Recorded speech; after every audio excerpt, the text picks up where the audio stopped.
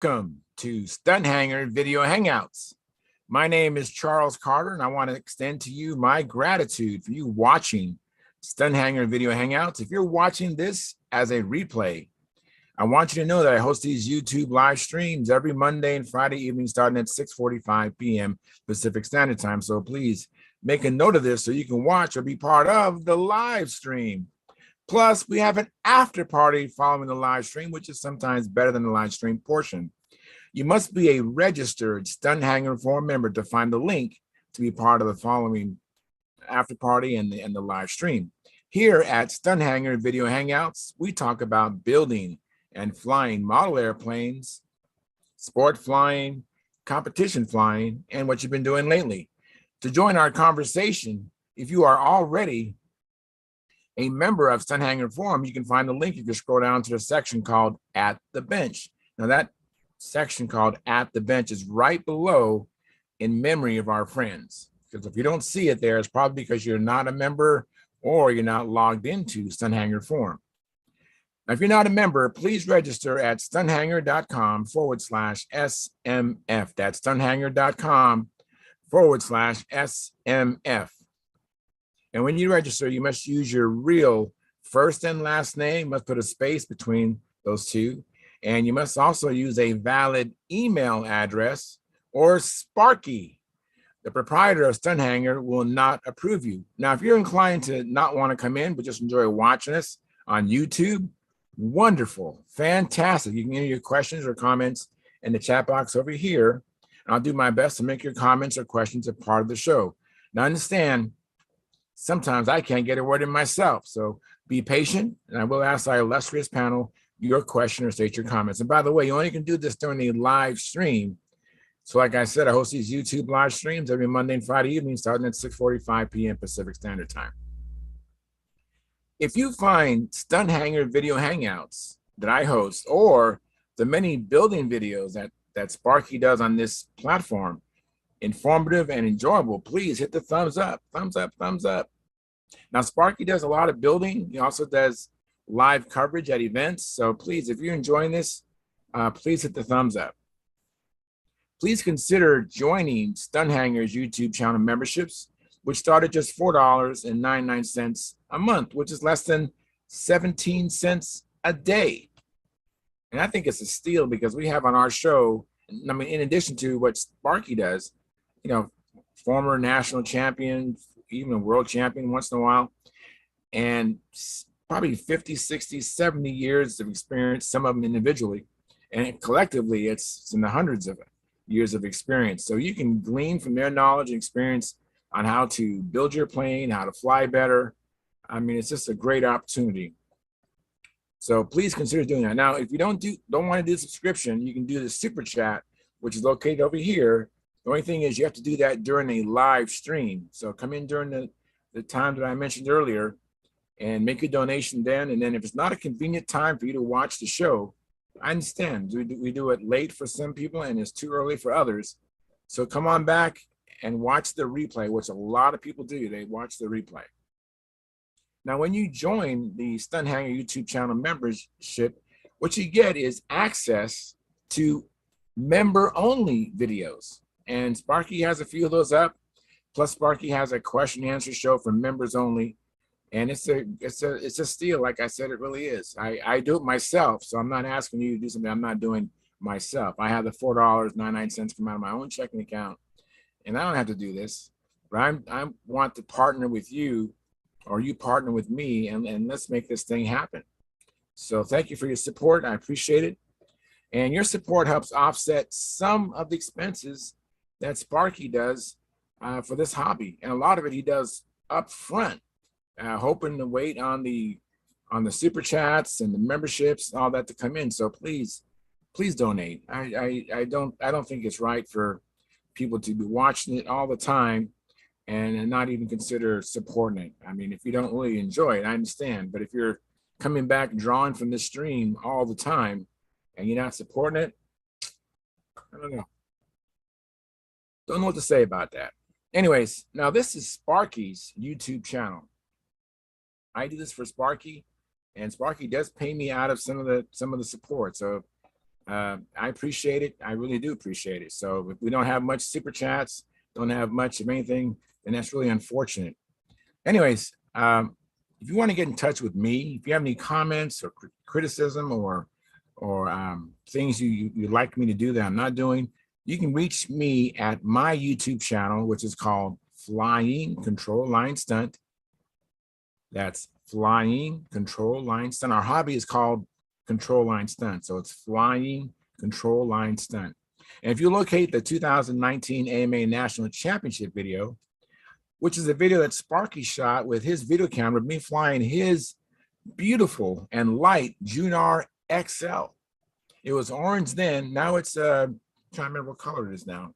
I believe it's more white and with some orange or reddish orange trim. And that was a beautiful flying plane. One of the best flying planes I can kind of remember. It's been a while now. I was back in 2019, but I don't remember. I might have had another plane that, not mine, but I might have flown another person's plane that flew maybe as nice as that Junar, but I don't remember. Beautiful plane, and it flew really nice.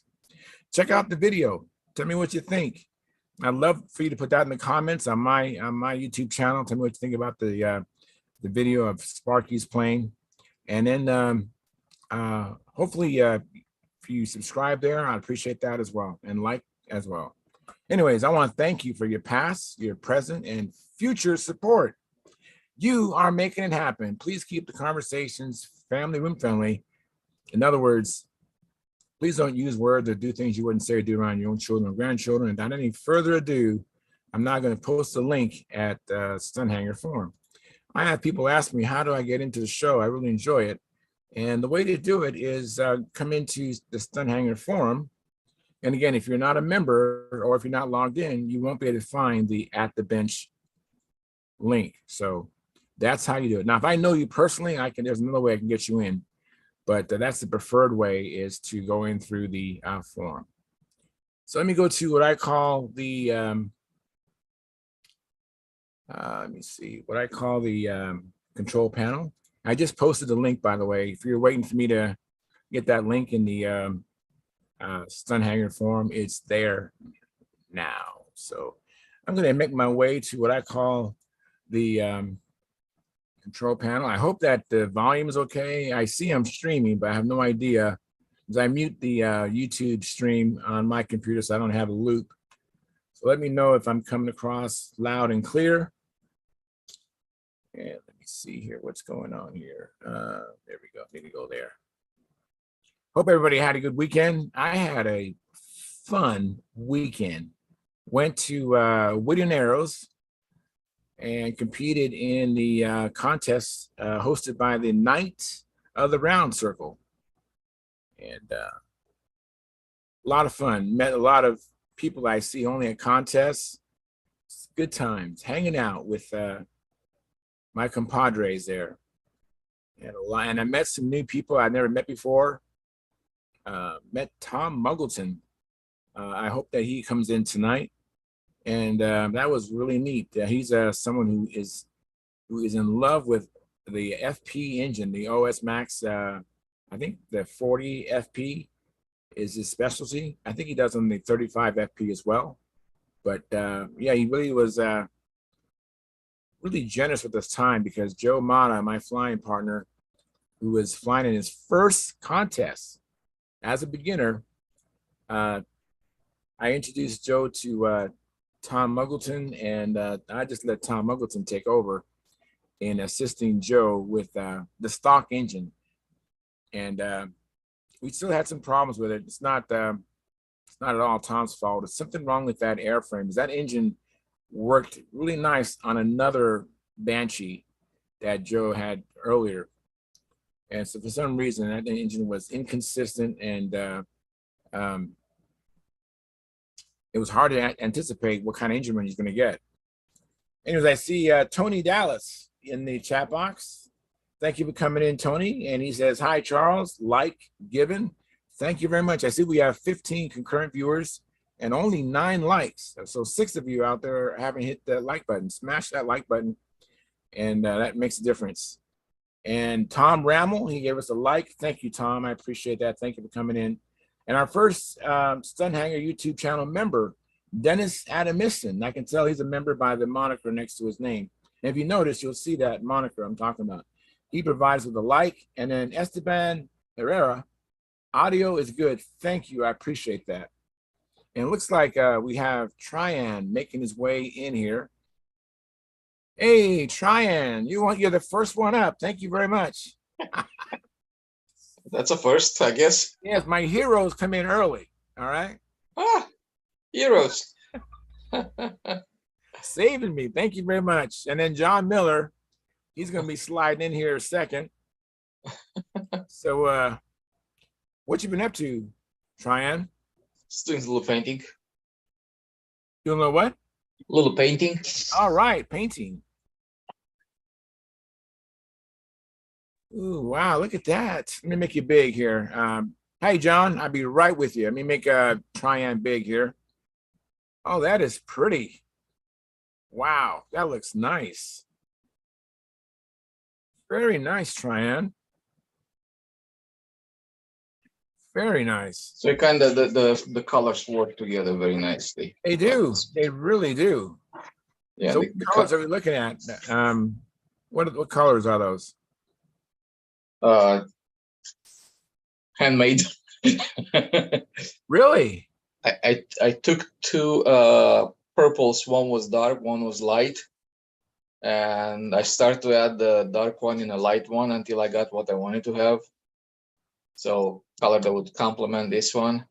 So the dark was too dark, the light was too light. So eventually I got it. So I'm just thinking about some things here. Yeah, what's that? It's a griffin. Is it a figure on the side of the fuselage? Yeah, I'm just thinking about it. Oh, it's a bird. Okay. It's a griffin. It's a griffin. Oh, fantastic. I couldn't tell what it was. Very neat. Very neat. Wow. And then battery access is on the side, right? Yes. Man, you have you can barely see the scene there. You did really nice. I mean, I just see the finger thing, but you really can't see the until you get close. Yeah, now I can see it. Must be the camera and the lighting. But all I could see. Yeah, the camera is not too wonderful. Let me see if I can wipe it down. But I think my connection is something is wrong with this camera. It's not very nice. Very nice. So just thinking, this is just a piece of paper that I just tape on. Because I'm just thinking about like, hey, it might be an idea. Very nice. Wow, that's great. So this is going to be like a silver edging here. Right. And I'm going to have the same here on the bottom. Very nice. That is looking really nice. So it's coming together. What can I say? Are you going to do anything with the canopy? Oh yeah, I'm going to clear coat it and stuff like that, and just okay. So it's going to be clear. It's not going to be opaque. Yeah. Okay. Yeah, and I'm going to have like a little silver edge around it, like have like one of those aluminum, like canopies have like an aluminum edge around them. Very nice. Yeah, that's all. Very nice. That's really good. Let me get back to our gallery here. John Miller, thank you for coming in. I'm doing well. How you doing? Pretty good. Let me make this thing large. There you are. Got something new in the mail to me today. I thought I'd try it out. Price was good. Let me see this here. Let me make it big. See if I can get this, turn it where you can see it. I think it's tape, right? Reaction tackle. Oh, okay. John is into Spectral. Yeah, this is apparently, from what I can read, is the same as Spectrum, but it's not the same brand that we've been using. There we go. And it's I got 300 yards of it for less than $20 at 100 pounds test. So I'm going to play with it, test it, pull it, stuff like that. I got this one from Reaction. And I got this one Nice color. All right. Very nice. And I got this. This is by what was it called? Oh, it's like a Japanese name. Well, anyway, it's a 100-pound test. Very nice. Rickamoro And- 8X. All right. And it's it looks and feels an awful lot like what we've been using. Very nice. So I thought like I say, I thought I'd get some, make up some lines, make up some test pieces, pull it, see if it's worth having. You know, it is considerable savings over going with the brand that we've been using. So Right. Mhm. not that I want to take a $3,000 stunt ship and test it out on $10 lines just to save a little money. Right. But every little bit does help. And for Yes. Well, thanks for sharing. Hopefully it works and then other people can benefit off that. well, we'll find out. So anyway, that's what I've been doing today. Oh, cool. Well, thank you very much. I'm not sure who came in after John. Because when I made Tryon big, I really couldn't see who came in next. So I'm just going to do it left to right. And left to right, I have Ruben McBride and his son, Stephen McBride. How you guys doing? Doing very good. Doing very well. What do you guys think of the video I sent you? Did you see it Very yet? nice video. Excellent video you did. Great job. Thank you. All right, I'll share it when we have more people in the gallery, okay? Yeah, definitely. I appreciate that. The video was really nice. Great. Great job. Yeah. And Fantastic. congratulations to you yesterday there. Oh, thank you very much. Appreciate it. How many people do you have in advance again? Just 4 people, Right. but you know what? You got your homework. Whoever out. shows up, I'm going to compete with, you know? Yeah, you got to. You got to win. You That's gotta- right. you gotta That's fight. right. That's right. Hey, the view from the mountaintop is all that counts. Yep. Absolutely. You got to Right. get yourself enjoy it. Yes, absolutely. Absolutely. And Mark Gerber is in the house. Hey, Mark, how you doing?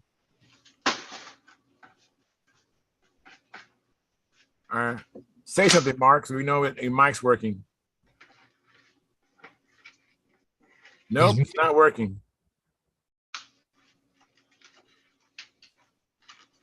Is he muted?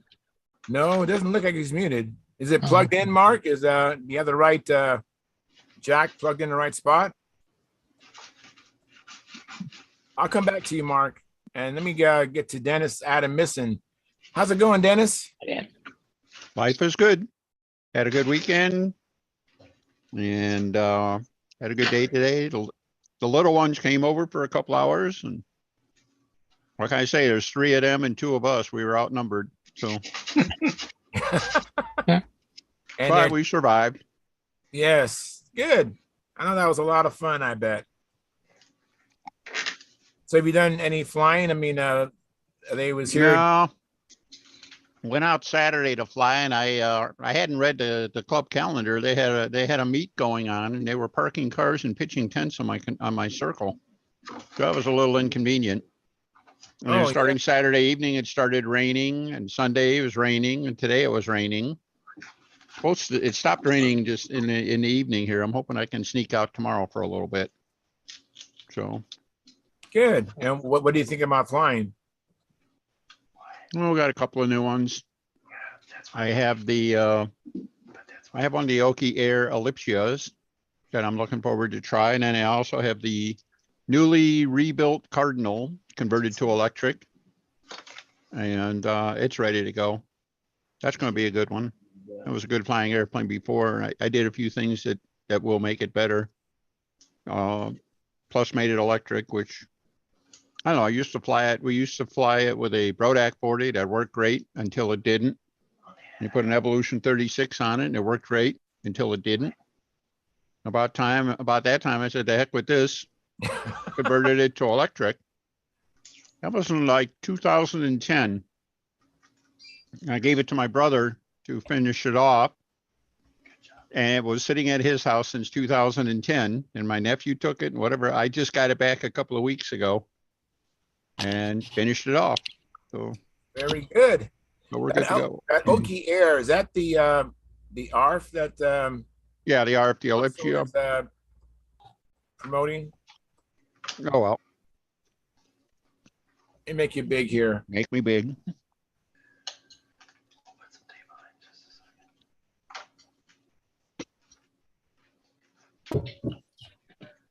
Oh wow. Well, that looks like a shark kind of, and Yeah, it's got a lot of things. That first off, it's a Lenny Burrell size airplane. It's 850 square inches. wow. It's a big 66 airplane. inch wingspan. It is flapless, Wow. and it features a full stabilator. Wow. Wow, isn't that wild? Yeah. Very different. So the biggest airplane I ever flew with a stabilator is a Voodoo. All right. So this is quite a bit bigger than a Voodoo. So No it's kidding. got a couple of strange features on it. It uses, let me see if I can show that. See all the rudder offset? Yeah. Yeah. Got about Holy 3/4 of cow. an inch. It's a lot. And then on the nose, this is hard to even show. Let's see, aim that again. See this here? Yeah. This is a fin, Oh wow. top and bottom. Interesting. So this thing is like 8.5 inches tall at the nose. Holy crap. Got all that rudder offset, kicking the nose out, and this fin to help carry the area and everything like that. I guess it's designed to generate a lot of line tension. That is very No interesting. kidding.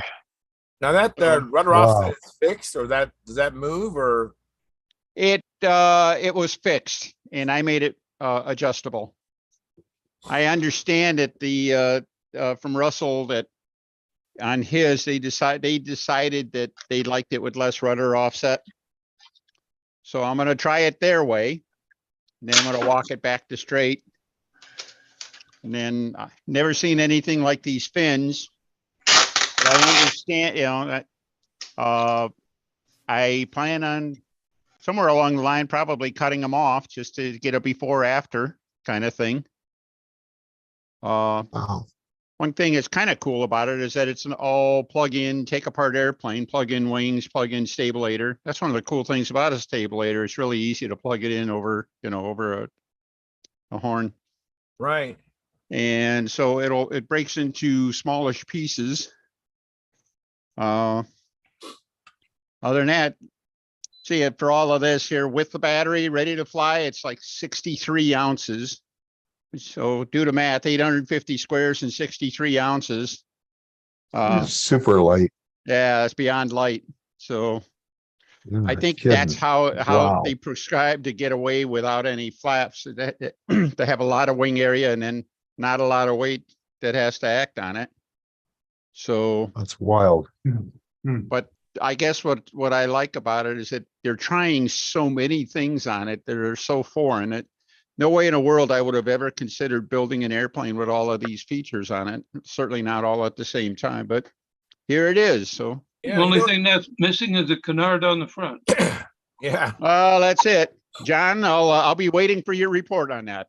You know what? I find interesting, Dennis, is that the balance between the rudder side area and the front is probably the same. So it It's might not probably, in weather fact, vane as much. you're right. It might even be shaded towards the front. Now, okay, the actual area, but because of the, distance to CG, it's probably a little more powerful in back. And then the Cardinal. The Cardinal, yes. Another black and yellow Cardinal.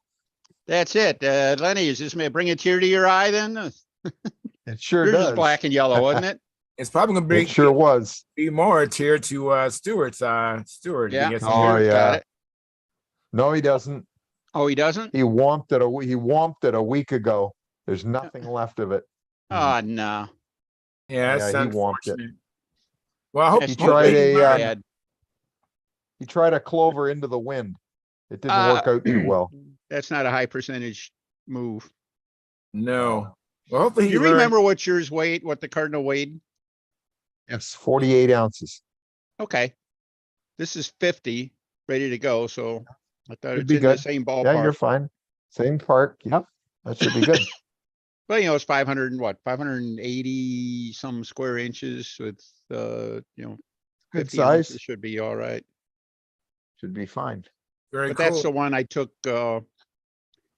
when the airplane was originally, the Brodak ARF, one of the goofy things they did is they made the outboard wingtip completely solid and the inboard wingtip was about 2/3 solid. So the wingtips are really heavy. And on this one, we took all the tip weight out of it. And even without a side mounted engine, just a bare airplane, the outboard wingtip still weighed 1 ounce. All right.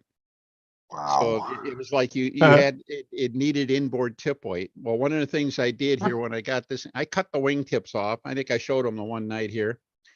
And I took 2.5 ounces out of it. All right. And of course, because I'm planning to fly it on Spectra and stuff, there's no way in the world I could tolerate that heavy wingtip. I mean, it was too heavy for steel, and putting it on Spectra right. was going to be, yeah, it was going to, there was just no happy endings there. So after I did all my hollowing and put it all back, it took 2.5 ounces off, and the outboard wing went to 3/4 of an ounce light.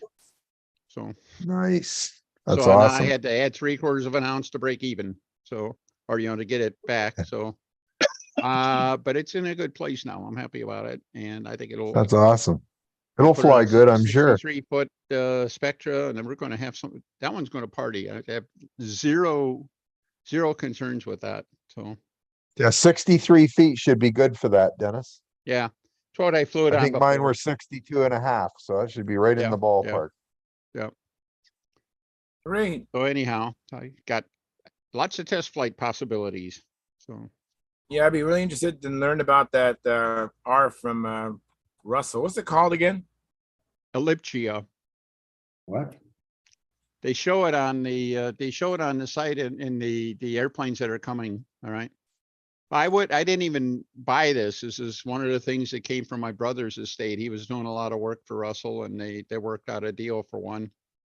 And so this is kind of a, you know, kind of Dave's legacy here too. He would have been interested, I think, in what we're doing. And so there you have that. So, Very cool. On that Well- all-flying tail, where's the pivot point? roughly 20-25%, that neighborhood. And how much Would be- movement is there up and down? 15 degrees. Hmm. And it has stops on it. It won't go past 15. That's good. It's It probably should more than you be need. 15 arguably might be a little too far even, but it should be okay. Yeah, I'd be really interested in hearing how it flies. Yeah. Yeah. I'm It's curious gorgeous. too. I I've think always I wanted need to try one. Let me get back to Mark Gerber. You got your mic working, Mark? I think so. Can you hear me now? Yeah, we can hear Okay, you. good. So All good. what you been up to, Mark? Oh, I've been working with Dennis on this 60-degree pattern. All right. we I'm got that, assembling my SV11 Mhm. slowly. We're taking a break from the Bearcat, from Bearcat size project. Yeah, well, between the high grass around here because of all the rain and all the soccer camps that are being run on the fields, it's been kind of tough to get many flights in. So school starts in another 2 weeks, I think. So Yeah. that'll free up the soccer fields. Mhm. Now the SV11, is that a kit or a scratch build or an R? It's an RF. It was one of the last ones that Brodak had. All right. What color is it? Green? It's a green, yellow. Yeah. What's the other color? Gray, black. Yeah, that's what mine is. Okay, cool. I think the Sounds like next a person champion in was airplane. Brendan and Angstrom. I muted you guys. I heard the Scotch tape and it was just going to unmute yourself and let me know what you guys went up to. Yeah, we thought maybe that you turned us off because we were being loud. We're holding down the planes right now, but we're designing some speed planes out of some coroplast. All right. We used this design last year for our junkyard warplane, and Angstrom has interest in getting into some racing. So what we're going to do is we're going to build these into a couple of racing planes and practice with some electric motors on them, just practicing the passing and just the process of passing each other and getting around safely. Because I don't know if you all remember, maybe about a year ago, we showed you one of our flights where we put up two little speed planes with electric engines on it, and I don't even think we made it a half lap before we got all tangled up.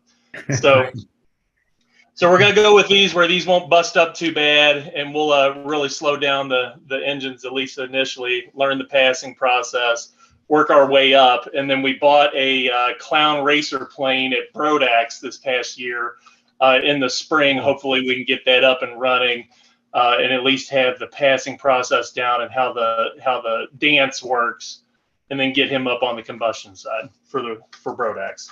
Oh, very cool. Very, very cool. That's awesome. Yes. Angstrom, you're being too quiet. Tell me something. We I think yesterday, we flew our stunt wagon that we've been working on. All right. It wasn't too good. At first, the propeller and nose flew off. Yeah, the spinner came off with the prop initially. We had a hard time. It's one of those compression pieces. Yeah, so collet type of thing. Yeah, and we've never put a spinner on either, and there was just something wrong with it. I think we didn't use one of those little spacers in the spinner right, and so it didn't have the right type of compression. And so, I started it up and it just spun right off. So then we got that fixed, and he got it up, but it was a little wonky in the flying, and it just needs a lot of work on the trim side of things. Oh, that's cool. Well, that's great. I mean, that's great. Father and son working at this. That is awesome. I'm so jealous. Wish I had that, Angstrom. You don't know how fortunate you are. That is so over the top. Awesome to have that. That's great. Yeah, it's been great. I don't know. I can't say enough about the sport bringing us together and stuff. That stunt wagon, it's opening up old time stunt for him. So we're hoping to have our first go at it in Cleveland in a month, and hopefully at least have that plane semi trimmed out enough to get through the old time stunt pattern and have his first go at doing that. He likes branching out. He likes doing some new things with it. So he's looking forward to that. That is cool. Well, thanks, guys. We have a lot of people in the gallery tonight. We have 17 so far. Ooh. So I'm just going to holler to go ahead, Dennis. Just a quickie, Brendan and Angstrom, you don't have to wait to get your stunt wagon flying right to get some experience flying the old time pattern. You could fly it with any of your regular stunt planes and at least get used to what the pattern takes and everything like that. In fact, it might be easier to do if you start with a familiar airplane that you know how it flies and stuff and go from there. But you don't have to wait till you get the stunt wagon trimmed. Yeah, trim it definitely. out. Yeah. We'll definitely take that advice and run with it. He likes doing 5 loops anyway, more loops or more eights than usual anyway. So he's looking forward to something that has more of the same stuff. Yeah. The dive maneuver may be the single most intimidating maneuver in either stunt patterns. So until you get used to doing it. So I'll try to say, don't be afraid to do it with an airplane well, the performance of it, and it'll be a lot easier to walk into it. So yeah, that would make sense. Remember also that particular plane you're working on, the stunt wagon, was designed to go fast. Okay. It did. All right. What would you say? That is about 4.5 seconds a lap or less.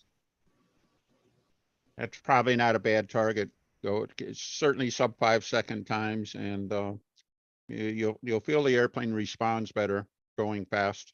So Okay, what you so may what's even this? want to try is let it go fast, and don't be afraid to put it on a little bit longer lines. Because going fast, it'll create a lot of line tension. So you can put it out 63, even 65 feet probably.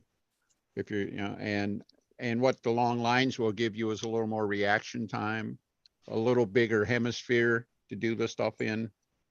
Everything. But the Okay. airspeed is what the airplane sees. When the airplane's going fast, it'll be developing a lot more lift and a lot more responsiveness. So I think you'd be happy with that. Okay, yeah, we traditionally fly most stuff on 60, so we could look to lengthen it out. But what type of lap speed? Just sub 5 second lap speed? I mean, I guess it'll just have to see how the plane responds, but it should be under 5 seconds though. You could be clear down to 4. So I Okay. wouldn't recommend starting there as a brand new beginner. Yes. Old time stunt pilot. But, He loves speed anyway though. John, you're feeding him too fast a plane there, buddy. Well, in those days, it wasn't too far for the better stunt pilots to fly their pattern, which was no pattern at all. It was whatever it felt like doing at about 100 miles an hour. Okay. All right. Well, thanks for the advice. All righty. So since we have so many people in here, someone go ahead and tell me if they went flying, and I'd like to hear what they did, what they flew, what happened. Okay, Great, well, Gordon. I got something silly to report, Charles. All right, then Gordon after Steve. Hey, Steve, thanks for coming in. Steve, how you doing? I'm doing well. I got my 3 reverse pitch props. I can't wait to try them out. In the meantime, I went out Sunday, flew RC, and I flew with the battery packs I use for control line, and I managed to break the plane in half in the air. How'd that happen? What? And destroyed the motor, destroyed the airplane, and also I voided one of the batteries. Has that sweet smell of death. So I unwittingly killed one of my control line batteries as well as my plane. Man. I love flying. So, anyways, as soon as I get my the castle link thing to reverse the direction of the controller, I'll start trying out my reverse pitch props maybe this weekend if it comes. So Whoa. All you gotta do is reverse two of the wires on the motor. it's already soldered. I'd rather do it in software. Okay. It's a hard soldered connection. It'd be easy. It's easier to do in software. Yeah. Okay. All righty. So I'd like to ask Dennis again. I just came at the end of that beautiful airplane he was describing. What's the name of that thing and where does it come from? that nice Mute one. it, Dennis. You got to unmute yourself, Dennis. big airplane is called the Elliptia. It's handled by Oki Air. Oki Air. Okay. Mhm. ALIGHTIA or something? Okay, yeah, Oki as in Oklahoma. Oki Okay. Air. They advertise on Stunthangar. Okay. Crap, what the heck's their website? I think it's just okieair.com or something. like that. Okieair.com. Yeah. Okay. And the name of the plane is Right. ALIGHTIA. ELLIPGIA. Elliptia. Yeah. It's actually kind of Just tell- interesting. They was made in China and the Chinese they misspelled it. So Okay. Yeah. It looks like it. I'm actually very, very excited because you guys are usually too small of a market for them to build Chinese Rs for. So I'm glad someone has figured it out. So Now, Russ will be glad to hear from you. okay. Mhm. Phil, there's somebody out, Larry Drone, is he anywhere Yeah. near you? Yep. He apparently has one of these and has been flying it. So Well, he had been flying it. He's kind of parked it now and he's flying a Axioma. okay. But he did fly one. He said he was having some trouble with it, but I think it's basically we're all battling trying to figure out what to do with all this new high-tech electronics. So you fly it on 4S, what size batteries? 4S, 6S, 6S, what size? 2800s. 2800s. Okay, I got. And we're all flying power, Thunder Power 2800s and 6 cells. And he's flying same thing. Same battery, same system I'm flying. It's a Fioretti with a Spin 66 Pro. Okay. Yeah. I got this one set up with 4 cells, just like my Nats airplane was. Oh, 4. It's actually 2 ounces lighter than my Nats plane, so it should be all right. You know, it has more wing. It's a bigger airplane, but it's lighter. So You got an Elliptia now? Yeah. Oh my goodness. How's it doing for you? I'll let you know in the morning. All You're right. gonna fly it tomorrow. All right. I hope. Well, I'll tell you one thing. It's different. It's beautiful in the air. It's beautiful in the air, but just take your time with it. Let me interrupt real quick. We have a new person. It's the first time in here, I think. Eric Bird. Go ahead and unmute your mic. Thank you for coming in, Eric. I think I've seen you in the chat box before, but this is your first time in this space, right? No, he was here last week. Yeah, last week. All right, I don't remember. It's a blur to me. So, but anyways, now that I got your attention, tell me about yourself and what kind of planes you fly. What if you compete? What level you're at? 30 years ago, you had a 1-hour news and that was it the whole day. Well, first, can you guys hear me? I hear you. Yes. Yeah. There you are. Okay. Sweet. So I haven't really competed at all yet. I've been flying for a while, but not very consistently. I had a SIG Acromaster when I was younger. Learned to fly on that. Just started getting back into it. So I built a Circus Prince, and I've been flying the crap out of that. So I just the other day did inverted flight for the first time. All right. My first outside loop was a couple of weeks ago. So things have been looking pretty good right now. I'm just preparing for the Prairie Fire stunt competition, and I'm building a Super Clown for that. I know I kind of left building my airplane down to the wire, but no pun intended. But hopefully I'll get it done in time and be able to go out and have a good time at the competition. So who do you fly with when you're flying? You fly by yourself? You're in a desert by yourself, or you have a company? So I fly in. I'm from Calgary, and so there's all the Alberta control line guys that I know and talk to. My uncle being Ken Bird. I've gone out to the field with him a couple of times, but I haven't flown with him. He's in Edmonton. So I usually either go out flying with my dad, or I've managed to rope my girlfriend into being a pit crew. So very good girlfriend. Good girlfriend. Yeah, she's a gem. She's a keeper. So that is very cool. Thank you so much for coming in. Oh, you're welcome. I'm happy to be here. So anyways, congratulations on flying inverted. That is a big step. That opens up so much for you, and that's quite an accomplishment. So pat yourself on the back. That's not easy. So that's good. And let me just acknowledge Gary Sinclair. Thank you for coming in, Gary. I appreciate it. Gordon Delaney, thank you for coming in. And Caffeine, thank you for coming in. And Dennis Nunez and Tim Just, thank you for coming in. Phil Bailey, thank you for coming in. And Howard Rush, thank you for coming in. And Lynn Burrell and Jim Hoffman, thank you guys for coming in. And be patient with me. We have 20 of us.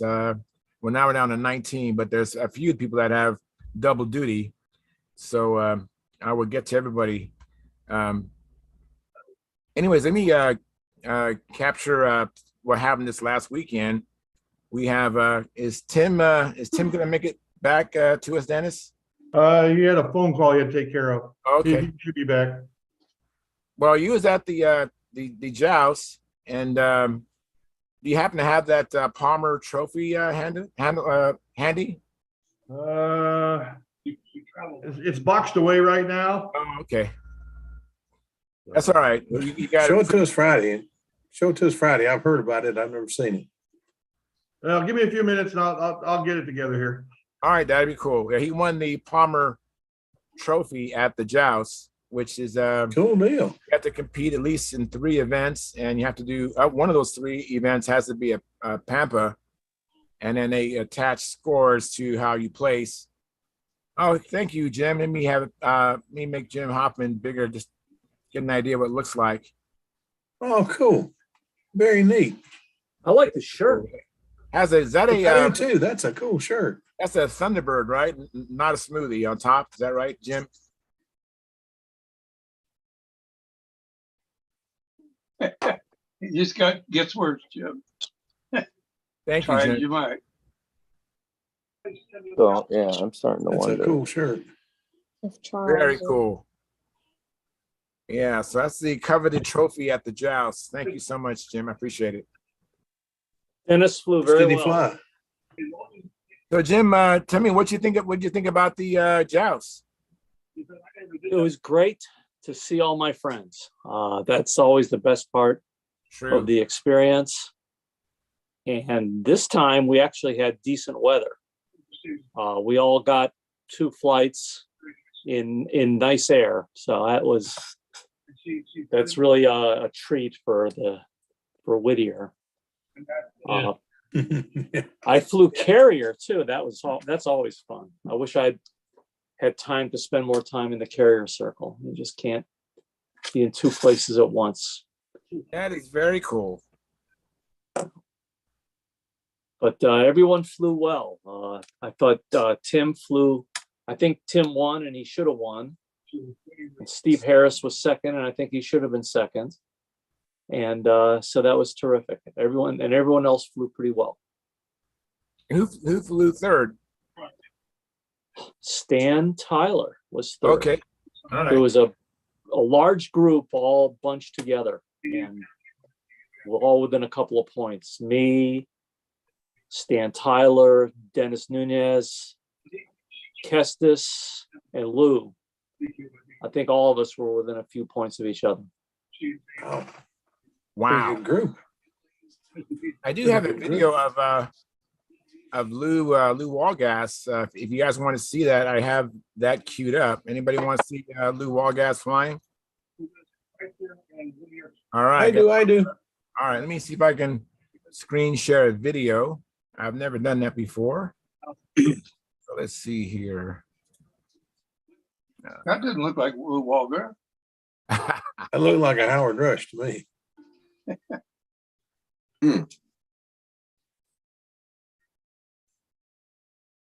Oh man, what a pretty place to fly. Look at all that asphalt. Oh, this is Goodness. Steve. This is not Lou. This is Steve Harris. Steve McBride. He's going to propose to his bride. I mean, propose to his girlfriend.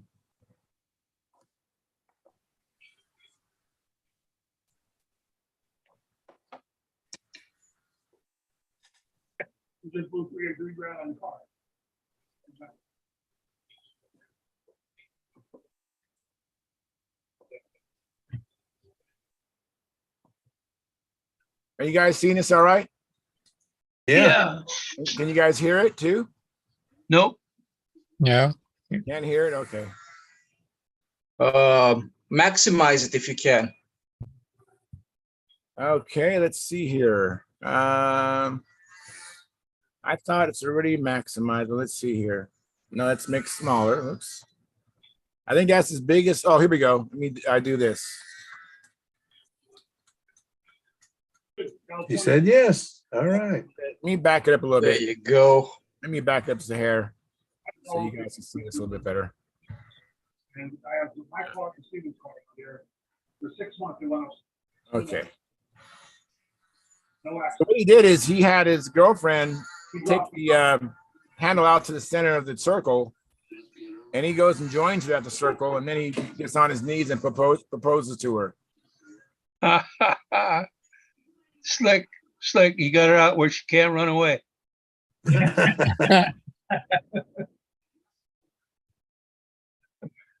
Man, that's a nice place to fly there. Look at the trees are all way back and they're small. Well, that's on that side. Yeah, turn around. My airplane nosed over from rolling into a crack. Oh, no. Lord. So after that, he didn't care about his official flight. That was what was important to him. She must have said yes. Yes, she said yes. That's Gordy, terrific. I don't see your roommate there behind you, back there. Or did he leave?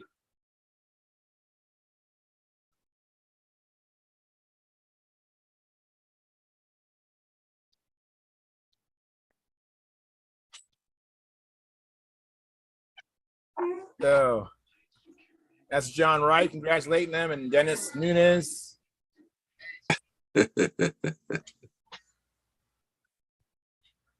What? Isn't that cool? There's those cracks. There's Lou Walgas, and there's Jim Hoffman. And now he takes his I official like your flight. shirt, Jim. That's nice.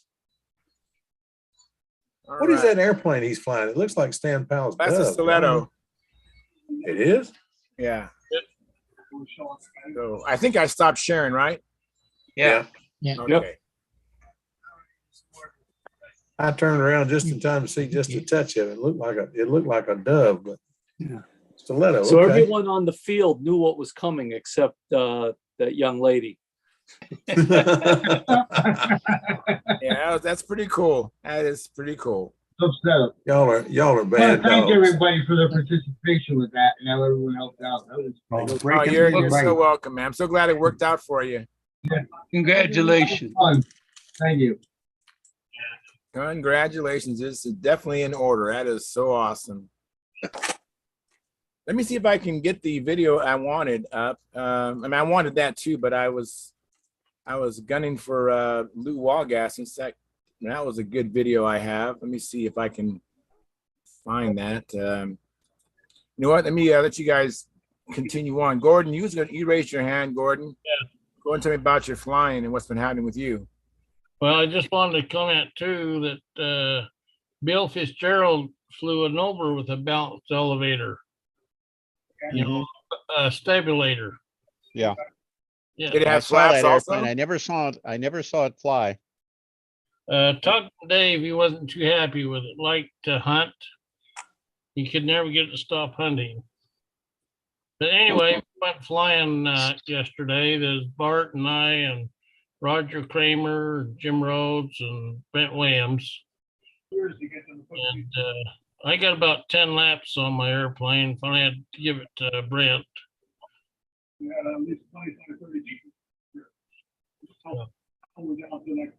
As far as building, we got our 2 Pathfinders built, ready to assemble. We're just doing touch up and final sand.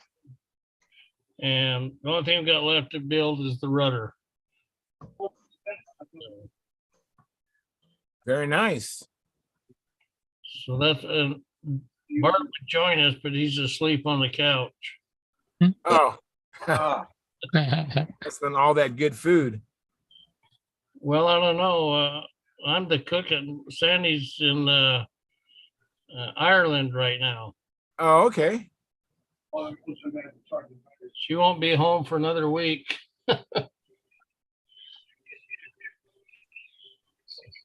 She was on her way to Scotland this afternoon. Wow. The rule of the RC club, it's in their Bibles. Controlling. All right, I have Lou Walgas's flight up now. Let me see if I can share this. And I mean, welcome, Sparky. I saw you came in. Thank you, Sparky, for coming in.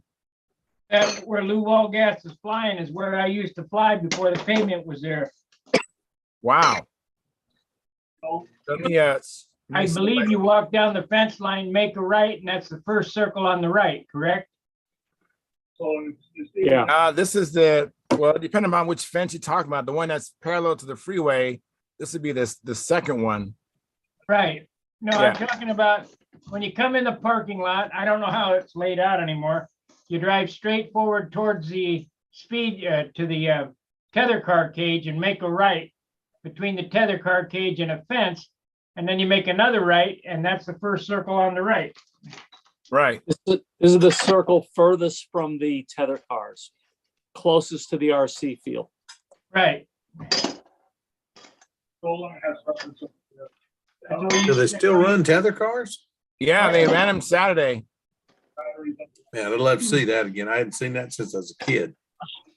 That's where exactly where I flew my very first contest on that circle before it was paved. Yeah, I used to fly there when it was grass. You had to watch out for the groundhogs. That's right, gophers. Gophers, yeah. Gopher Gulch. Gopher holes everywhere. Just 1 second here. Oh, here it is. I got a little lost here where I was at. Let me see here. Where's my, trying to find my share button. This happens to people all the time, and that's first time happening to me. I can't find my. It's up at the top of up in the upper right-hand corner. Normally, let me see. I did. Oh, I got to stop sharing. We're seeing it. We're seeing the image. Okay, you see the image? Okay, here we go. I'm got to select it though. All right, now it's selected. I'm going to share it. And I'm going to start it. And here we go. So this is Lou Walgas being assisted by Jim Hoffman. Which one's which? Oh. Can you guys see it and hear it? It's kind of choppy. Hopefully it'll improve. Is it still choppy? If it's choppy, I'll stop it. It's choppy. It's okay. Let me stop it. We would have watched it. Yeah, I watched it already. You want to see it still, it's choppy, Gordon? Sure. I wanted to see it too. Okay. Let's see that perfect launch. All right, let's see. Let me see here.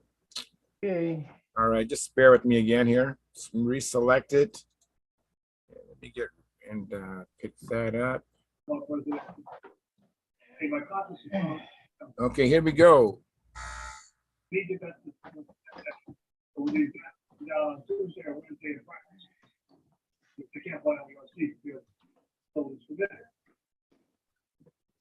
That's Jim's best angle, isn't it? No. What'd you say, Dennis? Say it looks like Jim Hoffman's best angle. All right, let's watch this form here. Whoa, look at there. Nice. That's a pro launch if I ever saw. So the judges are Warren Walker to the far left. Next to him is Dennis. Dennis Coleman. Dennis' last name, I don't know his last name. Coleman. Dennis Coleman. It's not Menace. What was that, Tryon? Not Menace. No, not Menace. What airplane is that, Jim? It's his own design. It's a Pentastar. Okay. The wing looks very Thunderbolt. Mm-hmm. But Pointy it's in wing line. tips. Yeah. Used to have a Stalker 76, and now it's got a Super Tiger 60. It's not a Roy Trantham double star 60? At one time, it had a double star. And it had a Stalker, and now it's got a Super Tiger 60.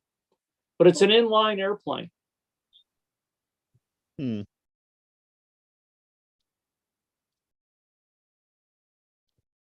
And he had that was kitted by RSM too, wasn't it?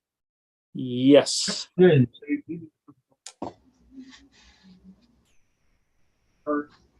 Well, Lou's got mail. Lou's been building inline airplanes for a long time, though. I Yeah, recall a lot his of the Mirage was an Mirages were inliner.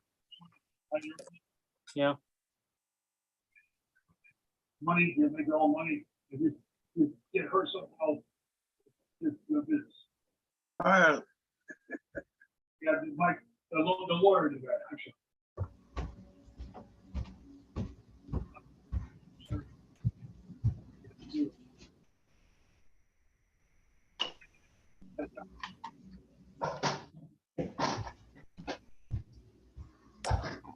One that evening, I just heard somebody.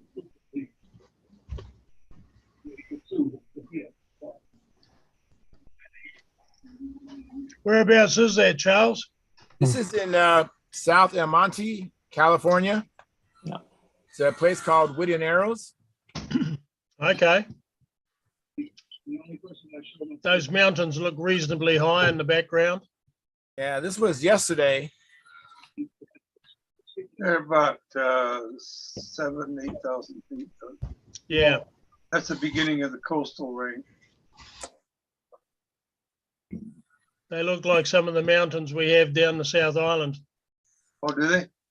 Yeah, very much like what we call the Kaikoura area. Ah.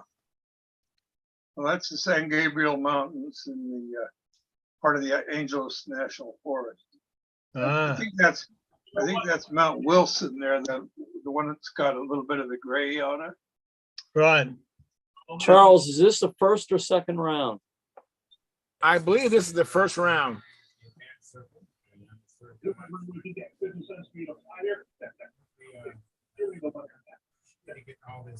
Is that Larry Lindbergh judging?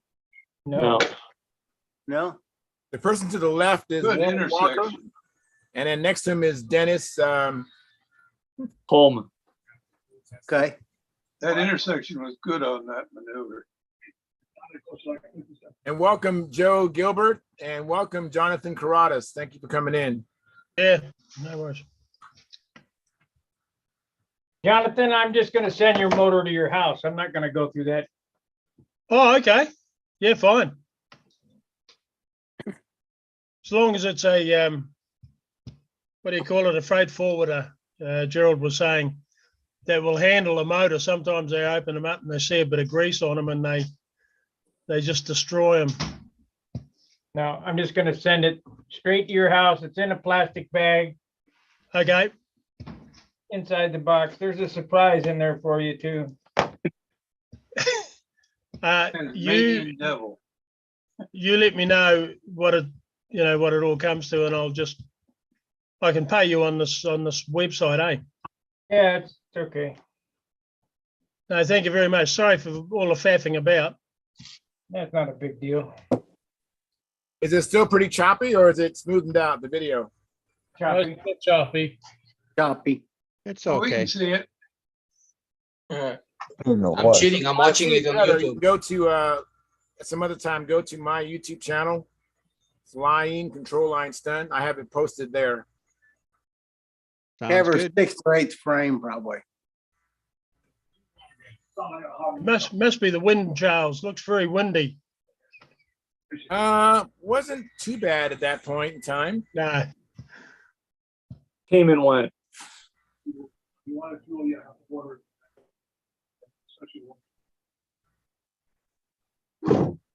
We get a bit Charles, of I wind. gotta punch out. I gotta catch up with the rest of my life. All right, Jim. Thanks for coming in. Appreciate it. See you, Jim. Bye. Take care, Jim. Take care, Jim. All right. Is that a dedicated speed circle on the left, is it? Yep. Yeah, there's a speed cage there. We have a speed cage there, and then to the left of the speed cage was the carrier deck, and then the combat. Is this near where you fly, Charles? This is a couple hours away from me. Yeah. This is in the Los Angeles basin. That'd be nothing but a blimp on your map, eh? There's only two places that you can legally, I think I'm right, say only two places you can legally fly control line in the city of Los Angeles, County of Los Angeles. That's one of them. You got that problem. They got that problem too. We got that here. Yeah. Is the other one Sepulveda Basin? Yeah, We used to fly at Hollywood Park too. yeah. You used to fly at Santa Anita parking lot too. Yeah, yeah. And what was that one? 2 Mile Square or Mile Square Park? Yep, that's another one. Yep. I flew my big twin at Mile Square. Of course, we used to fly in the schoolyard in LA too. Yeah, did that a lot. James was the dies. with no mufflers. Yeah. Yeah. As a kid with no mufflers. Yeah. Early Sunday morning, we made lots of friends there for sure, didn't we? Let me welcome Stephen Minchelli. Thank you, Steve, coming in. I think you won beginner. Is that right, Steve? Yes, sir. Congratulations. Hey, Steve, how you doing? What's going on, Mr. Miller? How are you tonight? I'm well, and you, sir? I'm doing all right. Doing better tonight. Congratulations. And as soon as Tim gets back, I have Dennis and Tim come in. But Dennis, if you want to share with us what you thought of the Joust, I'd like to hear that. Oh, it was great. We went out there Friday to do some practicing. The air was terrible. It sure was. Between dead calm and blowing 15 different directions when it did blow. And called a all hoolie. within, your flight time. So it was it's so bad we couldn't even do a pattern. We just did, partial patterns just to get through it. But then Saturday and Sunday, it turned out really nice. Started off very calm, but then it picked up. And we were done by the time the heavy winds came in. So it really was it worked out really, really well. And I had a great time. It was a good contest for me. Here's the Palmer Trophy. Right. Beautiful. Oh, well, Congratulations, Dennis. Very nice. Very Yes, nice. congratulations, Job, Dennis. Hey, Oh, look at that. Third one right there. Look at that. It's a beautiful little Thunderbird that's been carved Thunderbird, yeah. and put on there. So Those two guys don't want to do it no more. Very nice. Did you guys know that my first contest in the United States, beginners, was at that exact same place? Really? At Yeah, I think you Whittier mentioned Narrows? that. Yeah, very cool. Yeah. And the only time I was over there, I think it was 97. Wow. And- So what did you think about all the gunfire, all the shotguns on the other side of the freeway, and then the RC planes buzzing you on the other side? The First contest. it wasn't an issue. Very I good. didn't.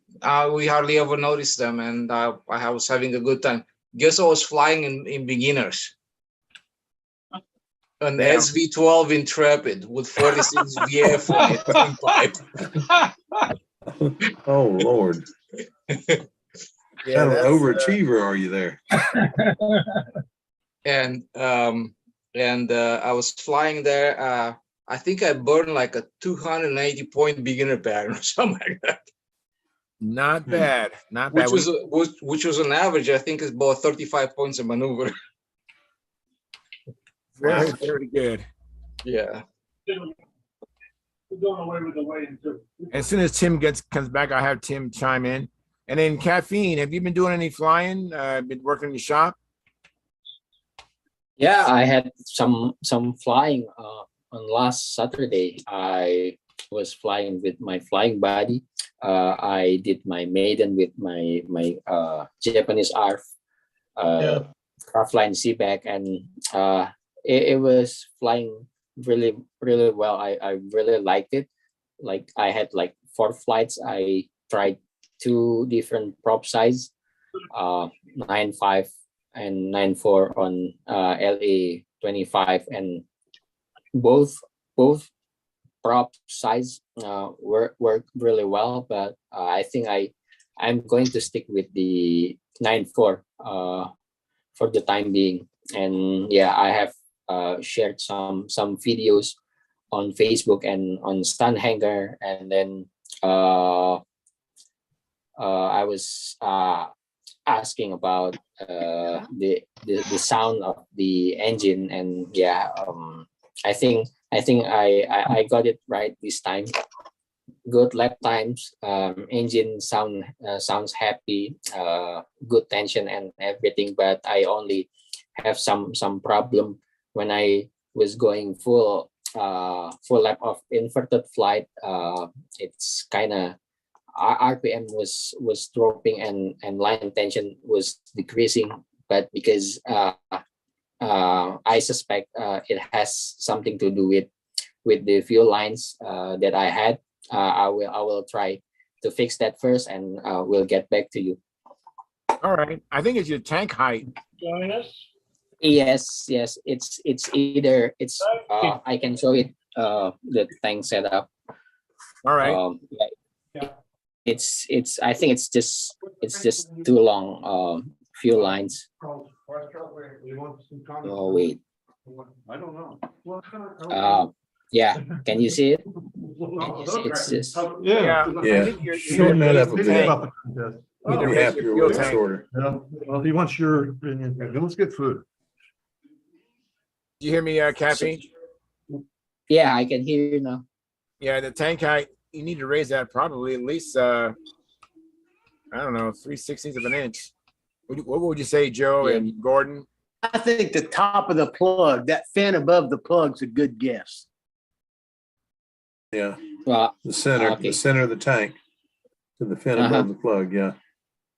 That's a good start. Good starting point. Yep. Okay. I'll do that. Yeah, I suspect that it has something to do with the tank height and the fuel lines. So I will You're out, Ruben. Take fix care. that first. Yeah. Hey, good night, Tryon. Thanks for coming in. Oh no, it's Ruben was saying goodbye. I was waving at him. That's all the feedback. You guys hear feedback? One of the guys. No, I don't have any. I don't hear any feedback. Anybody else hear any feedback? Yes, ma'am. Sure. Thank you. Well, I actually have one problem when I was flying it at one flight. I was feeling a vibration because on my prop I was trying. I did the balancing. I went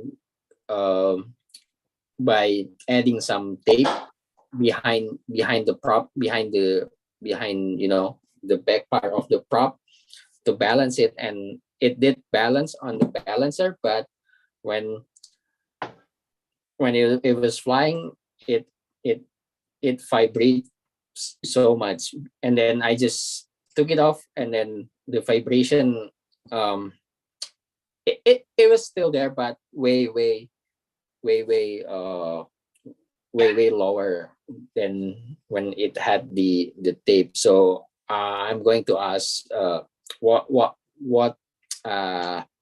method do you recommend for balancing the props? Well, you sand the heavy side of the props. Okay. Charles, Okay. can I chime in here? Yeah, go ahead, Gordon. Mm-hmm. Yeah, Gordon. Does the prop bounce level no matter if you turn it 180 degrees, or does it always fall back to the same side? I tried both ways. Horizontal, vertical. It stayed when I was balancing it, but when it was flying in the air, it's I'm just talking about when you're balancing it. If you put the prop on and you turn it 180, does it still bounce, or does it swing back level the other way? It's balanced. No, horizontal. How about when it's horizontal? Horizontal. Yeah, it stayed like, you know. Okay, both stay directions. still. If you turn it 180 degrees, does it stay there, or does it fall back to the other side? No, it's just it'll have a stay. heavy hub. And if it is, you're gonna have to take some off that one side of the hub, so it'll bounce both directions. Yeah. Right. You're right. You might have to file. You might have to file a flat spot in the hub. Right. So, Well, I got another question. Without the tape on the prop, it'll balance. It'll stay horizontal without the tape. Well, with the tape, it's all good. You know, it's balanced both vertical and horizontal. But yeah, but you don't use tape to balance. You don't want tape on the prop at all. You don't put anything on the prop to balance the prop. You shave the back side of the blade that's heavy, very delicately, slowly at a time. And like Gordon is explaining to you, when you take your fingers off the propeller, when it's swinging on the axle, the pendulum to balance it, you want both blades to be sitting left to right. If one blade falls, that's the heavy blade, and that's the blade that needs to have weight removed from it. So until you get your blade perfect left to right and parallel, then it's unbalanced.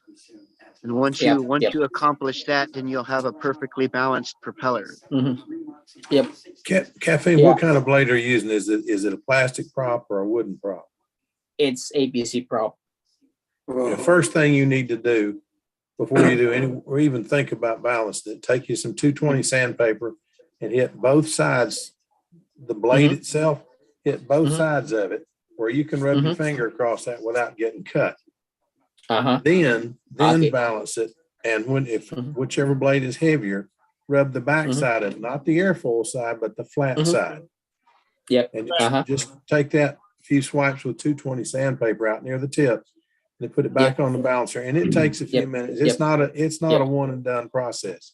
But first thing you always do with an APC is deflash that thing. I went to the nationals and somebody handed me one to run a ring in and cut my finger so bad I couldn't compete. So always deflash those things. There's another thing. There's another thing to think about on APCs. I don't know if this has happened to you or not, but there's some of them got through quality control with prop holes off-centered. Yeah. So I can see that on. John, I forgot about that, John. I always check those before I ever leave the hobby shop with it. Gordon's got the key. Gordon, tell him again what you want him to do. He ain't got it yet. All right. Get a prop what to do.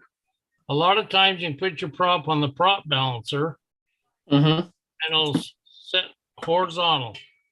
But if you turn the prop 180 over horizontal, a lot of times it'll swing back to the same place.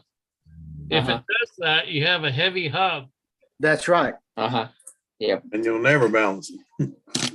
Throw that one. The first one is to balance horizontal, and that's when you sand the back of your prop. Yep.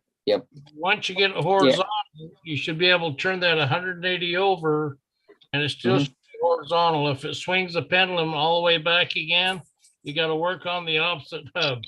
That's right. Okay. I see. That's probably what it is. Yep. All right. Could be if it vibrates like you say, something's bad wrong. So putting some tape on prop to balance is no good, right? No good. Okay. It's because like the spinners can be out of balance too. A lot of times the prop is fine, the spinner is messed up. Watch out for the spinner. Caffeine, even if you think I can fly it because the vibration is not that bad, think about what it's doing to the bearing in the front of your motor. The fuel tank, foaming the hell out of your fuel. Well, I can get you around foaming the fuel with a couple drops of, I can fix the foaming, but it'll still burn that motor up. It'll still ruin that motor. Why? Why what? Why would it ruin the motor? If you run an unbalanced prop, you'll egg shape the front of that darn, on a plain bearing motor, you'll egg shape the front of that plain bearing. You ruin the bushings, son. Yeah. The bushings, you'll egg shape that bushing so quick the engine will start sucking air and doing all kinds of funky things. I was thinking of ball bearing motor. Sorry, guys. No, ball bearings, those things, that's a different animal, much better animal, but still. No problema. Let me see Hey here. guys, I'm gonna lose my battery. I'm gonna lose my battery here, so I'm gonna have a good evening. Okay. All right. Well, congratulations again. All right. It was good to see you all this evening. Good evening, you too. All right, guys. Good to see you too. Good night. Hey, Charles, did you have something for Tim? Because we got to leave here in a few minutes. All right. Hey, Tim, thanks for coming in. I appreciate it. And you're the winner at Expert at the Joust. Congratulations. Good job, Just. Good job, dude. When Joe doesn't show up and Howard. No, when you don't show up at the contest. Congratulations, boy. I didn't have to deal with that Cavalier. That Ain't that the truth? can, dude. It's all right. Why the Blue Mac team trials? We'll have a more fair battle there. No. Guys, I guess I'm gonna check out. Everybody have a great week. All right. Thank you. See Thank you you for Friday coming in, night. Phil. Yes, sir. Have a great And night. Howard, do you have a comment or question toward Tim? Hands raised. Congratulations, Tim. Oh, thanks. It was good to see you guys. It's fun how many people are on the forum tonight. I've been reading my Win Paul books, and there's a lot of faces that are in those books that are on the forum tonight. Oh, that is cool. Yeah, it's really neat. Fantastic book. What's that? Fantastic books. Yeah, isn't it? It's just amazing. There Oh are my- much younger versions of the people in the Yeah. Win Paul books. I haven't seen it, but I imagine they do look younger. I didn't say that. And good job being the assistant CD also of the contest, Tim. Yeah, I'm going to be the CD next year, and so we got to start promoting that and see if we can get some more attendance. It's a really fun contest, so we got to get some more people to come.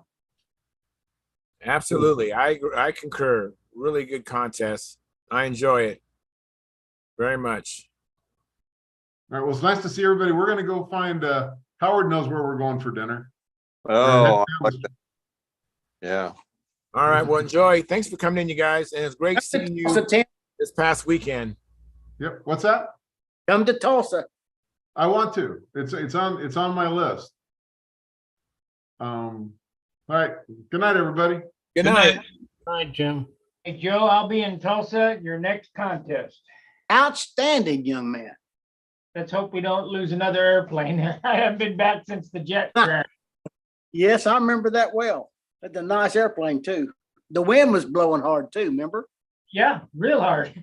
I told Steve Smith, I said, why do you think Joe can fly so good in the wind? Just wait till you get to Tulsa. You won't lose the wind.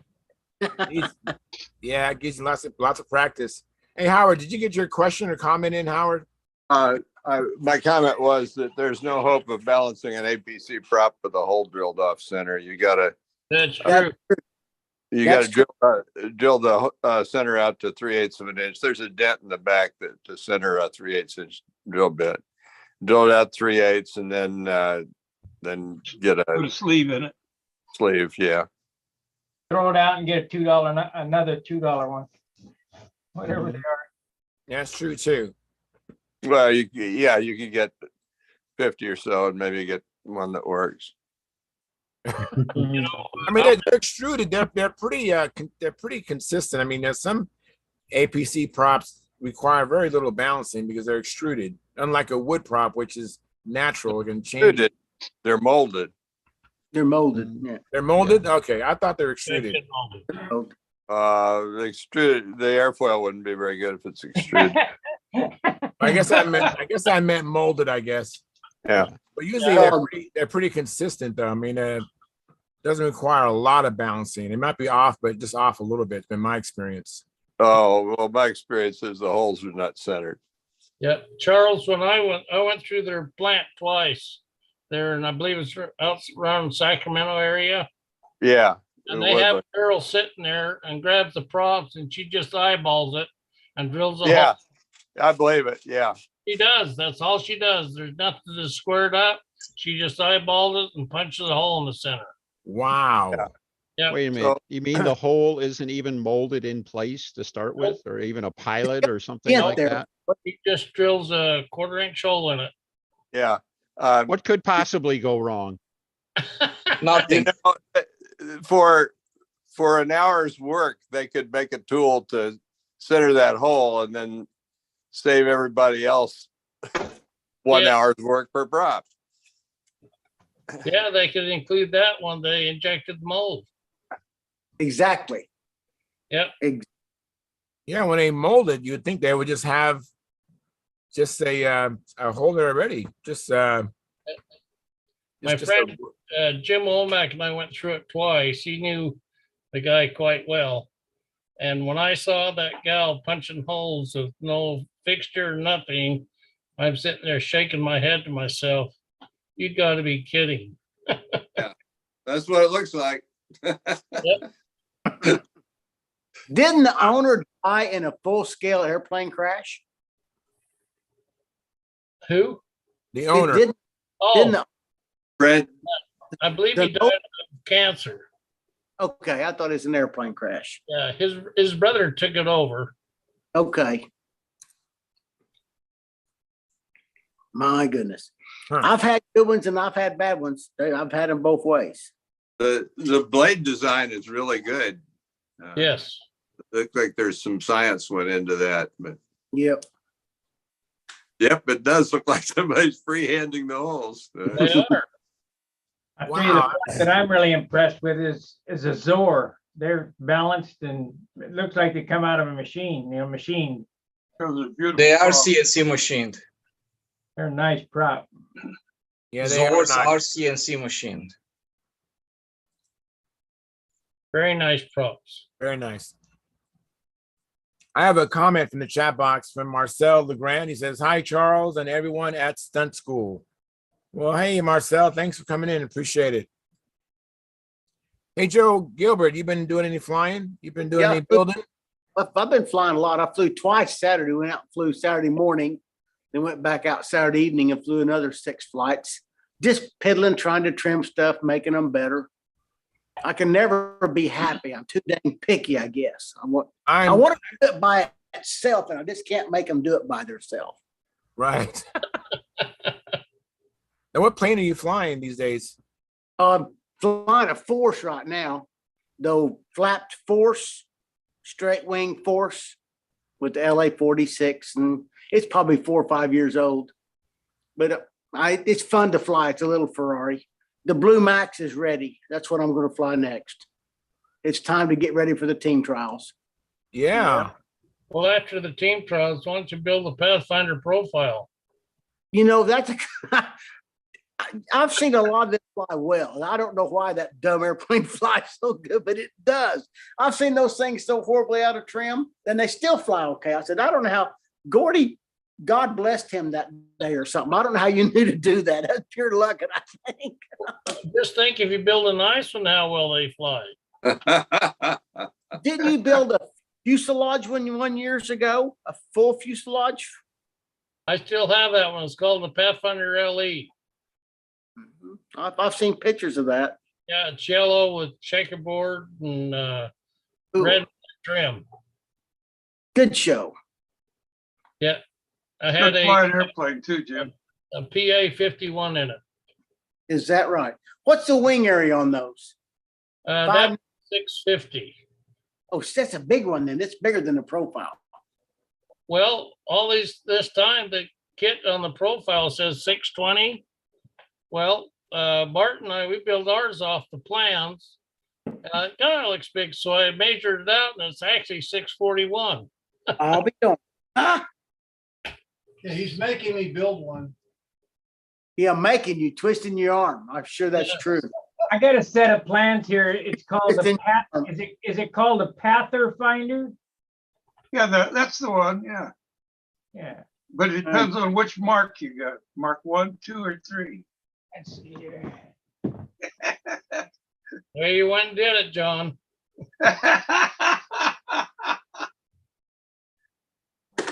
Best not to comment. Crossfire. What the hell did I do? Oh shit. There's a Pathfinder full body Pathfinder Pro, right behind me here.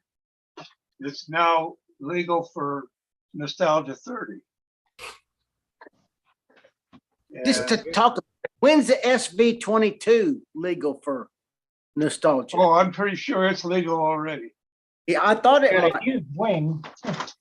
Hey, nice looking set of plans. Yeah. Look at that. Yeah, that's the Prodac plans. No, I don't think so. It says drawn by John Miller, AutoCAD by John Miller. Yep, he They did say the you don't- John Miller did the AutoCAD. Yep, I did. The wingspan 55 inches. Which one is that? That's the one I just built at 640. Okay. 640. 641 to be exact. That's the one Brodak sells. Right.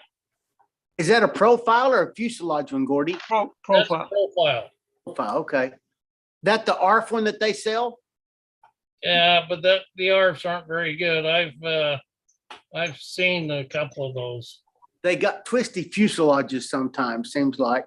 Well, the stab is 1/2 inch straight out.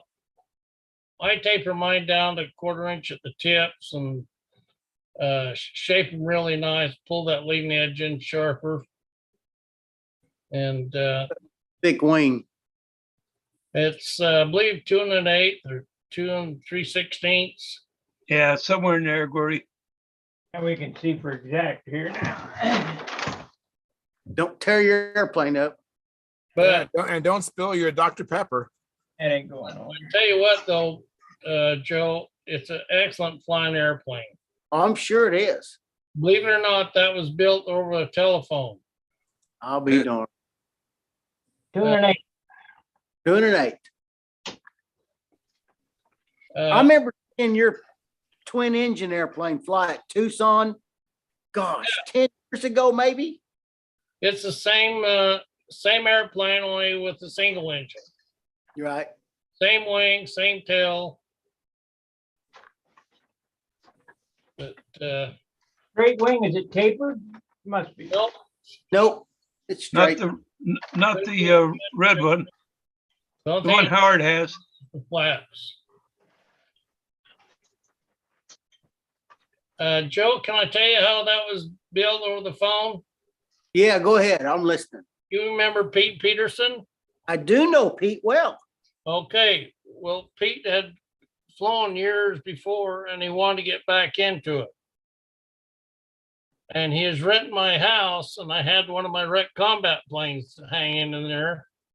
And I says, go dig an airfoil off that airplane and cut you a bunch of ribs. And he said, well, how long should I make it? So I grabbed my tape measure and stretched it out.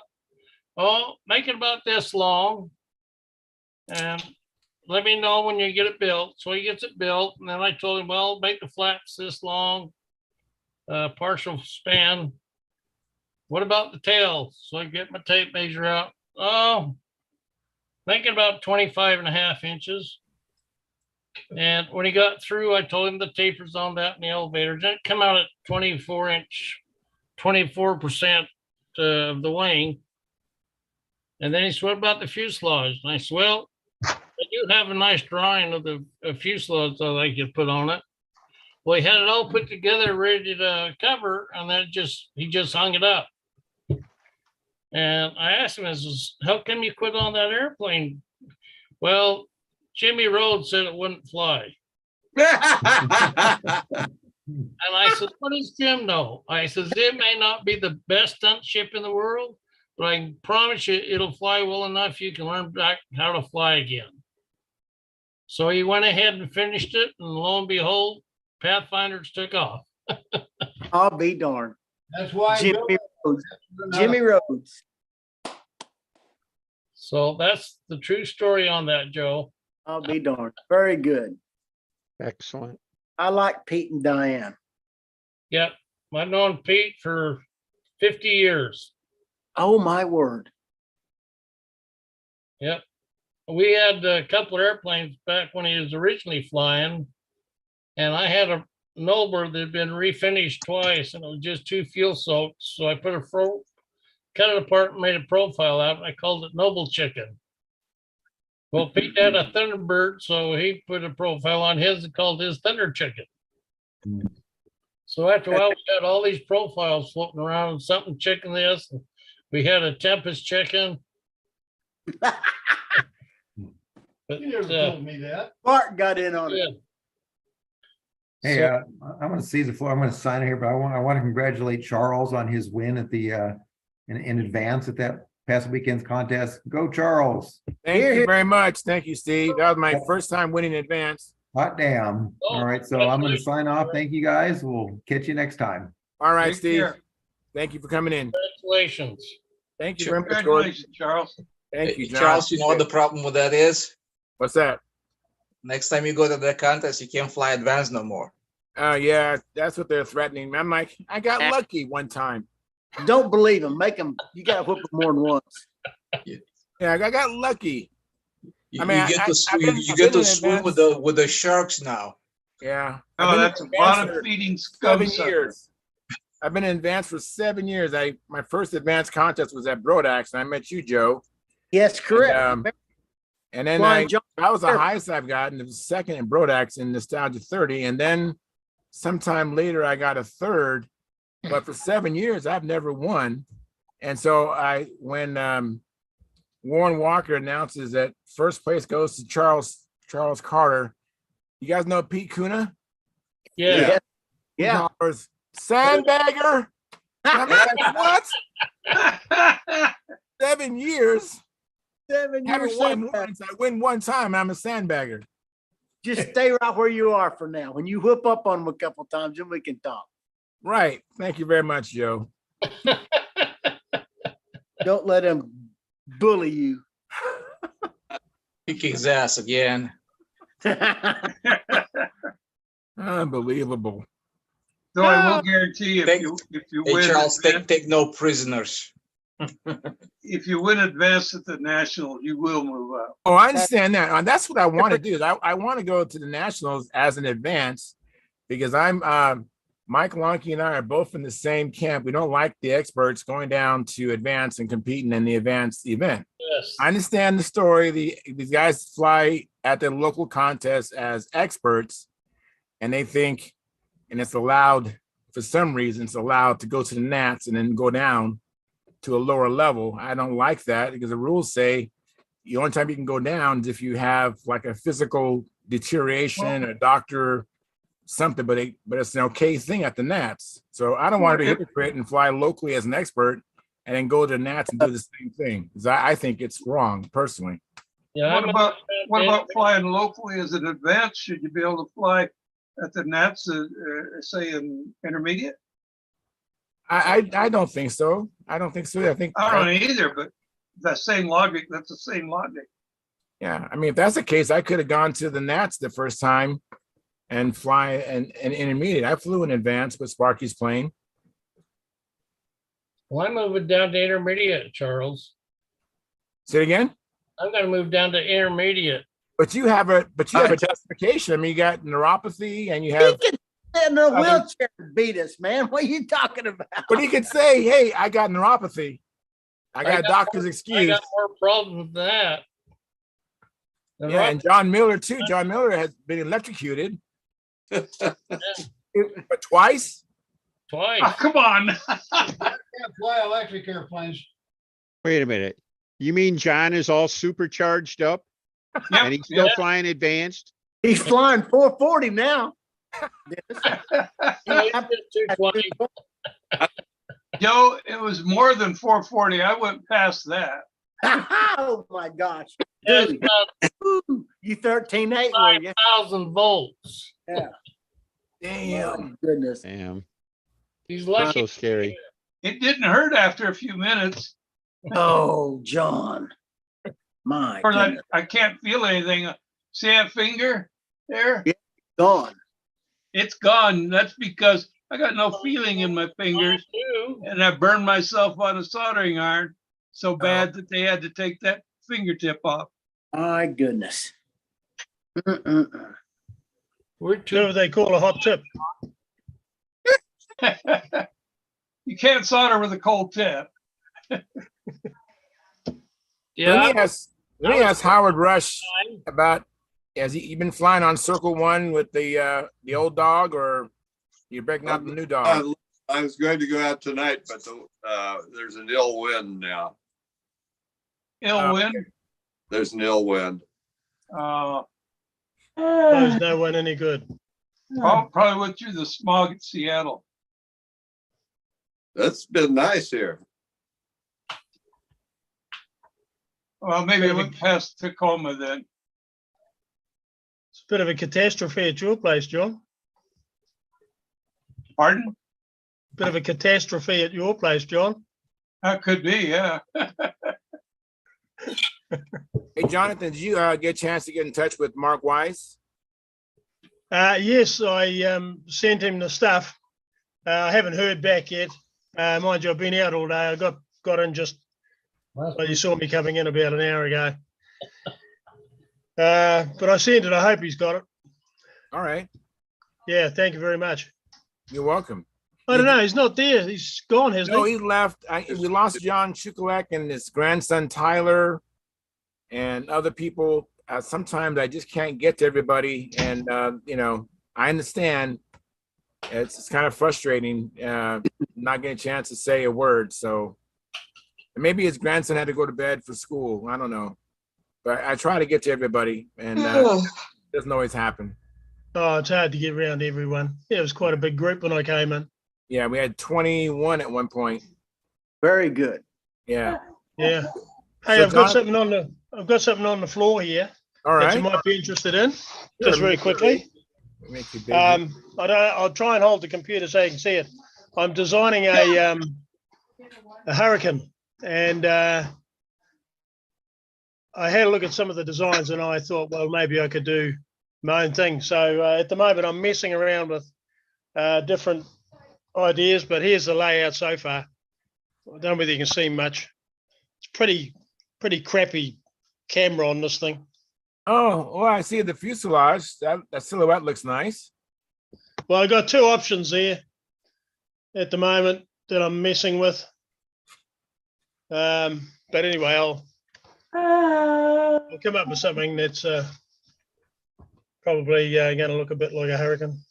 Very Yeah, good. you know what I do, John?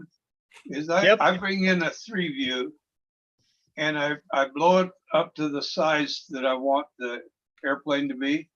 Yep. And then I trace off the 3-view. That's where I start. So I get a real accurate side view or top view or whatever. And then I change what I have to change to get it to fit in there. Yeah. And because I like a semi-scale that really kind of looks pretty scale. I learned that working with Gordon on the Tony, on his Tony. That Tony is so close to scale. Yeah. Fuselage within 2%. Yeah, you got to shrink them down and stretch them out. Yep. But there's some bloody good wings around too. You know, there's no sense redesigning the wheel. So I was trying to build a wing that's similar to Sparky's sort of construction, the geodatic or whatever they call it, you know, the triangular ribs. Warren Truss. What's it called? Warren Truss. Okay. One Warren Truss. Warren Truss. WARREN. Oh. TRUSS. Okay. But I don't know. I think I might just modify the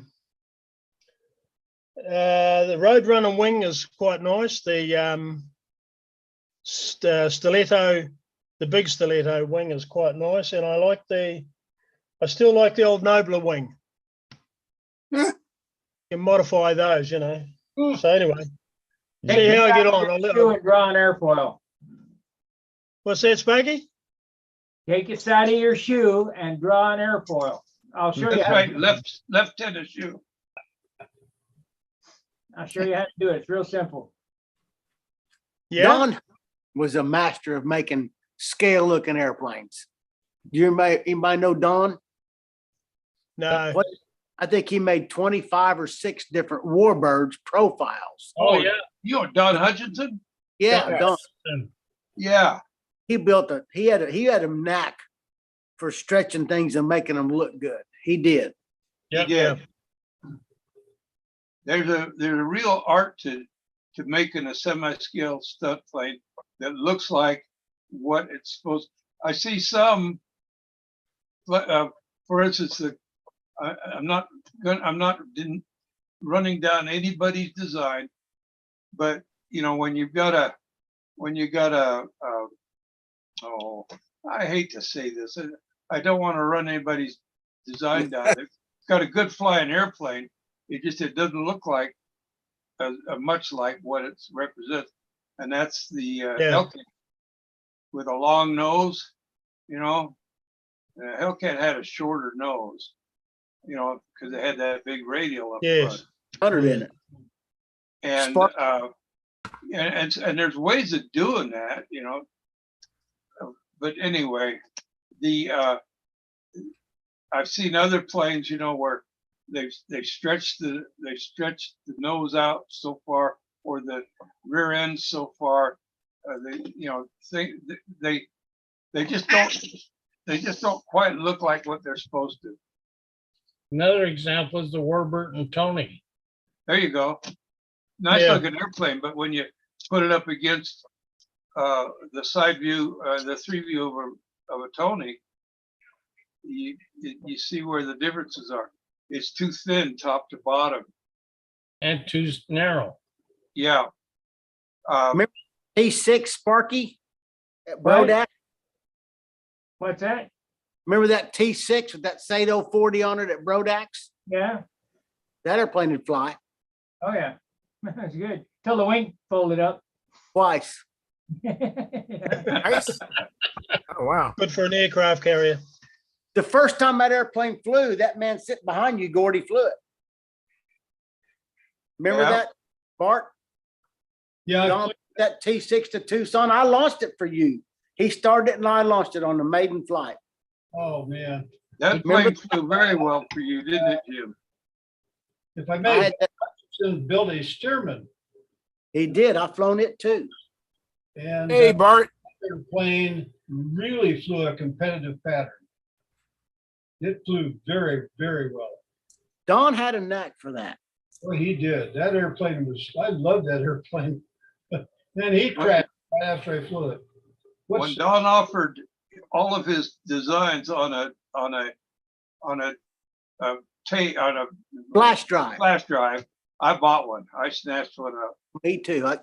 Yep. He made the chipmunk for me. Did he? I got one of them out in the garage.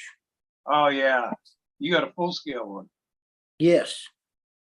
Yeah. I was at the Nats 2 or 3 years ago, and I was helping Eddie Mason fly scale. We was over at the scale place, got out of the car, walking there looking, and there's a great big RC chipmunk. And it says 052 on the side and 311 Juliet Golf back behind the elevator. And I said, that's my airplane. He said, no, it's not. It's mine. I said, I own that airplane. And he got mad at me. I said, no, that's my stinking airplane. I own that airplane. It's mine. And Clint says, he has the real one. And his eyes got big. He jumped up, went, got his car, and come back with a bunch of pictures. And I said, see, that's my hangar. See my Cub? I said, look, 311 Juliet Golf, my hangar. What's your airplane say? 311 Juliet Golf. And we were friends then. But I Wow. had Cali Graphics make me a set of decals for it. And he called Cali and she had those. So she sold him a set for his big RC airplane. All right. He was really getting torqued at me for a while. I said, no, I own that airplane. That's mine, dude. I own that. The real chipmunk's an incredible plane to fly. I had the pleasure of doing that several years ago. They just got a Rolls Royce in the nose. It's a tractor motor. They need about 200 horse. They got 145 if you stretch it. But they fly so dang nice. He's right. The They fly- control arm is just a dream. It's the only thing that's good, in my opinion, is an extra 300 that I flew. That's the only thing I think is good. I want to build a scale plane, a semi-scale plane for stunt, a Grumman Avenger. If you That's look a at good it- one. It's got a big tail, big elevator.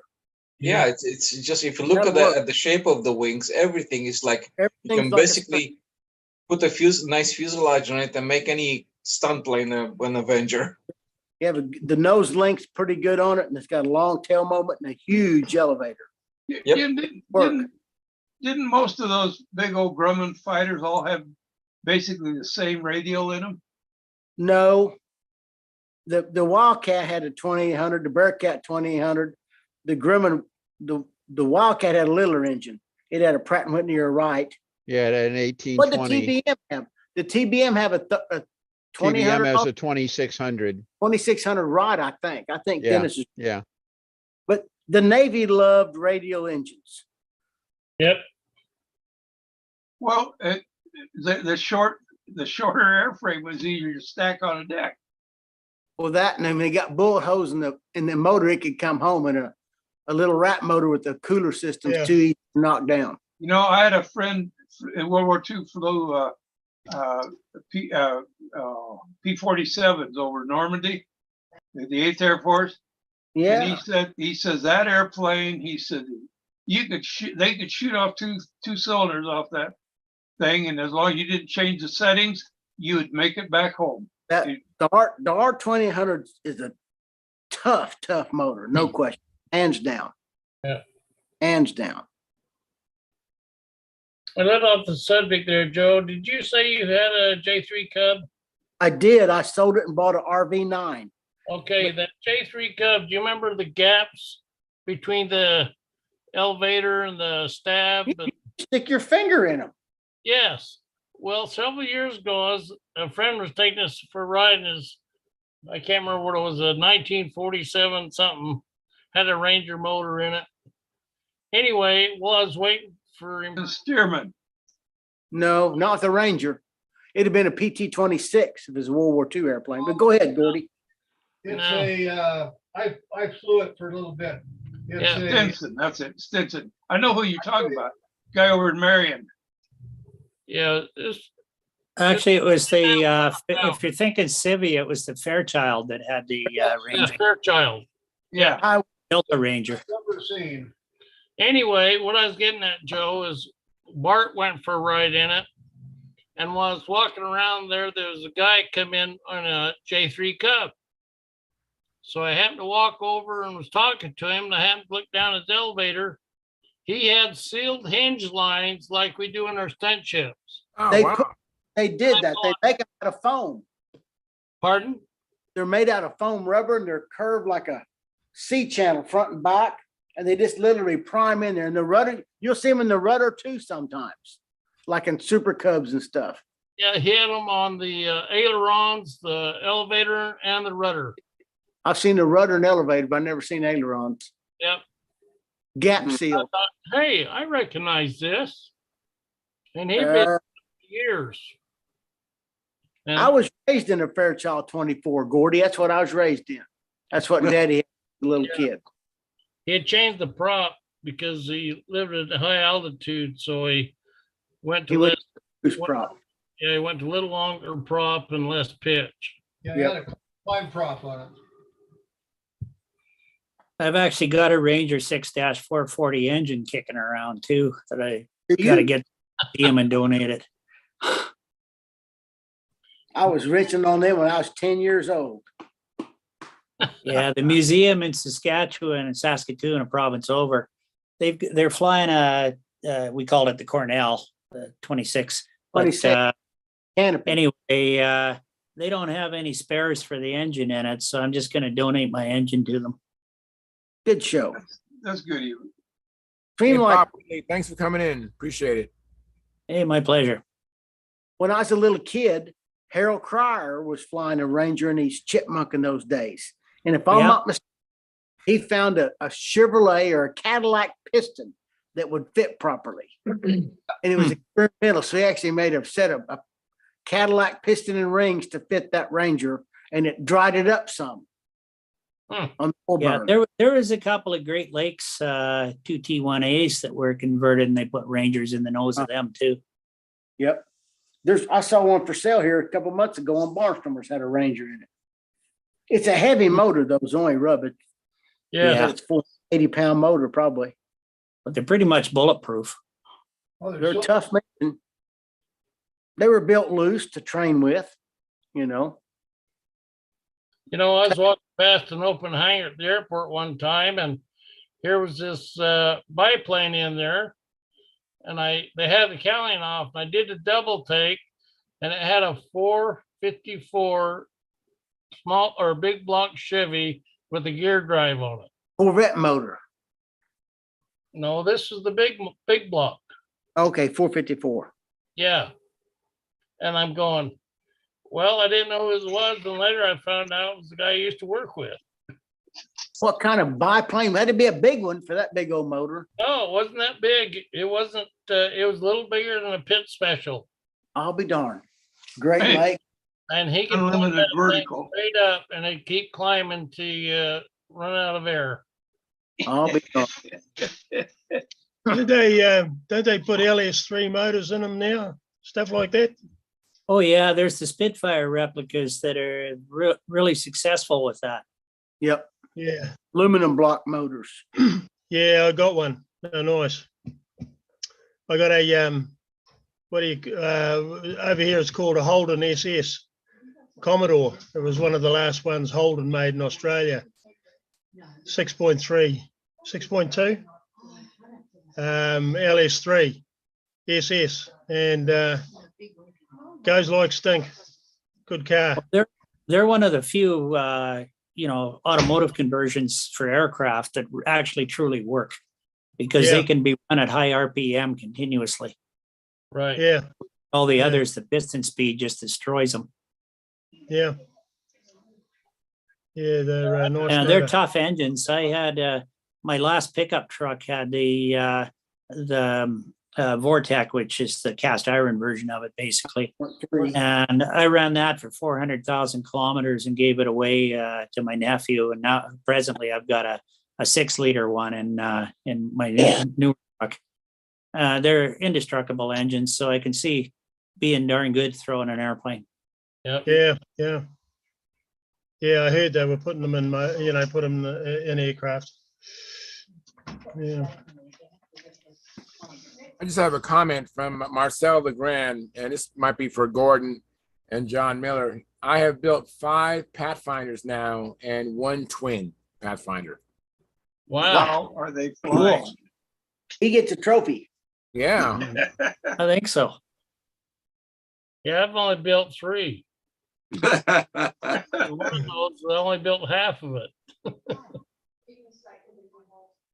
So I just signed on to give a quick howdy. I just got off another Zoom meeting. We've got the 100th anniversary of the Royal Canadian Air Force coming up next year. So we're doing a lot of planning towards a lot of gala stuff with that. And good show.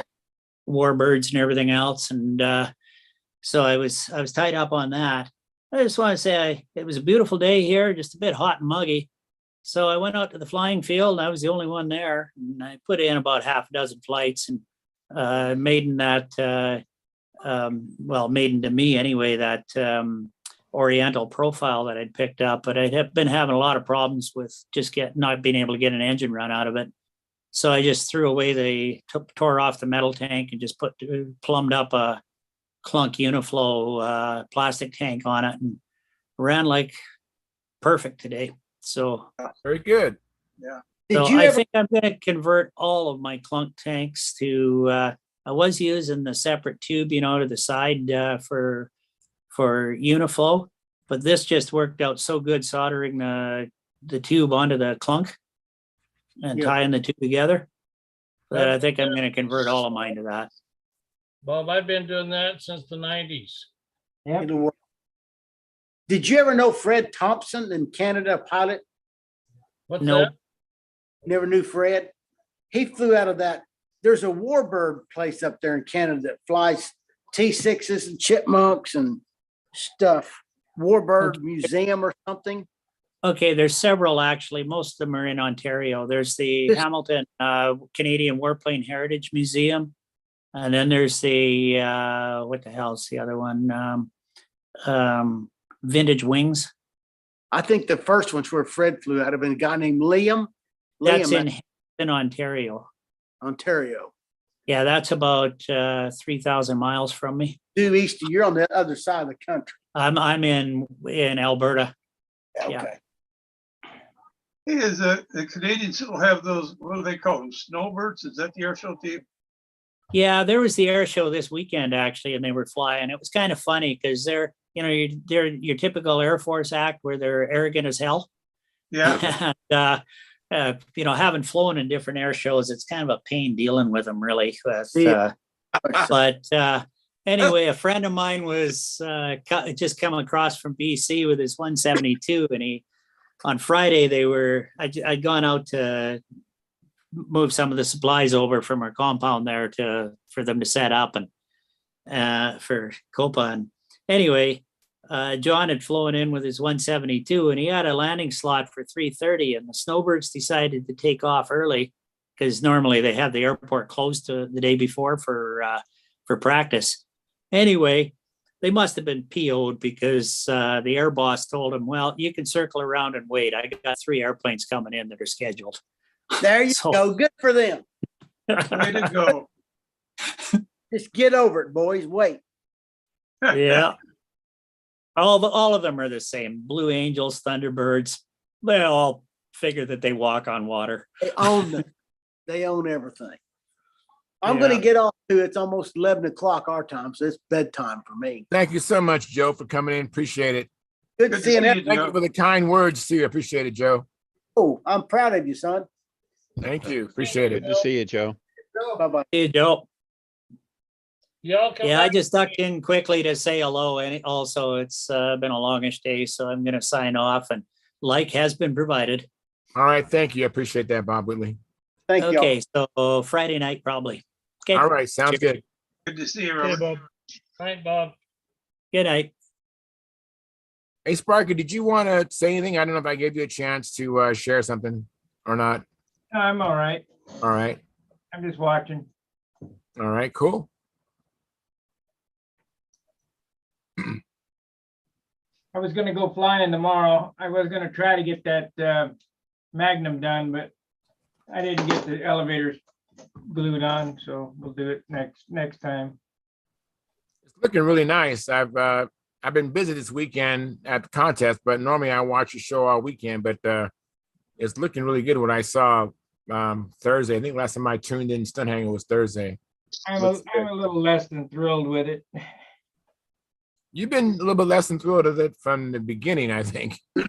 It's 62 ounces after shuffling stuff around. Yeah. I took the wheel pants off of it today and put banner wheels on it. And,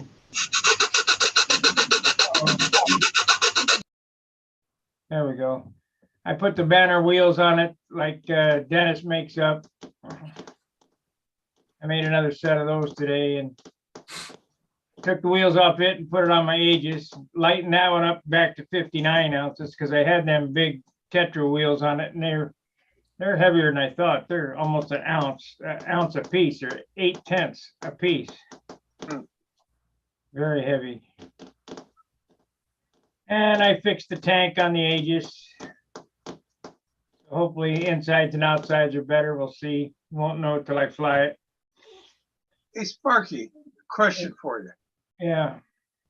Did your dad used to own Cavina Hobby Shop? No, that was Ed. Oh, okay.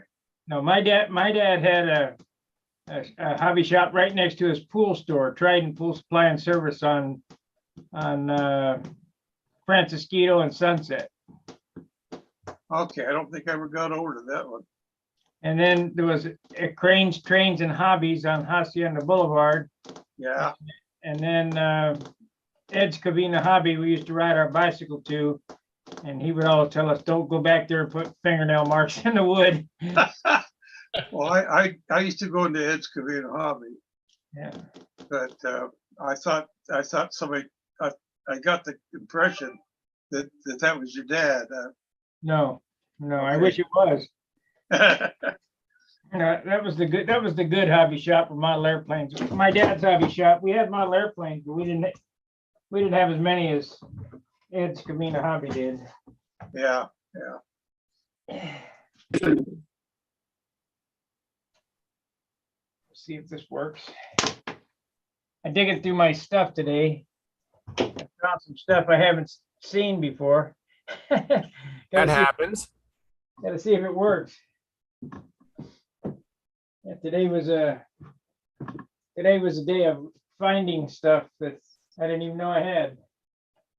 I saw you laying down a tuned pipe. What plane is that for? It's for my Viper. I'm laying out a Viper, and I just was looking at the MC-72 that I built, where I took this. You guys were talking about the scale drawings. I built an MC-72 and I sold it to. Oh, no, I can't remember. The guy who has supplied all the sandpaper for Wendy. Oh shit! He calls me all the time. Anyway, I'll remember when the show's over. course. Anyway, and I sold it to him. He's a scale guy, and that MC-72 stunt plane was an exact free view from the real MC-72, which I just laid out here. And I just was looking to see if I could take that and make a piped airplane, and no, you can't. I'm gonna do a pencil drawing of my Viper and have an AutoCAD. One of the guys volunteered to do it, whatever. So we'll get that going. Very good. Well, I'm going to go ahead and end the live stream, you guys. Thank you so much for coming in. I appreciate it. And hopefully you have a chance to go do some flying or work in your shop and come back and tell us all about it Friday.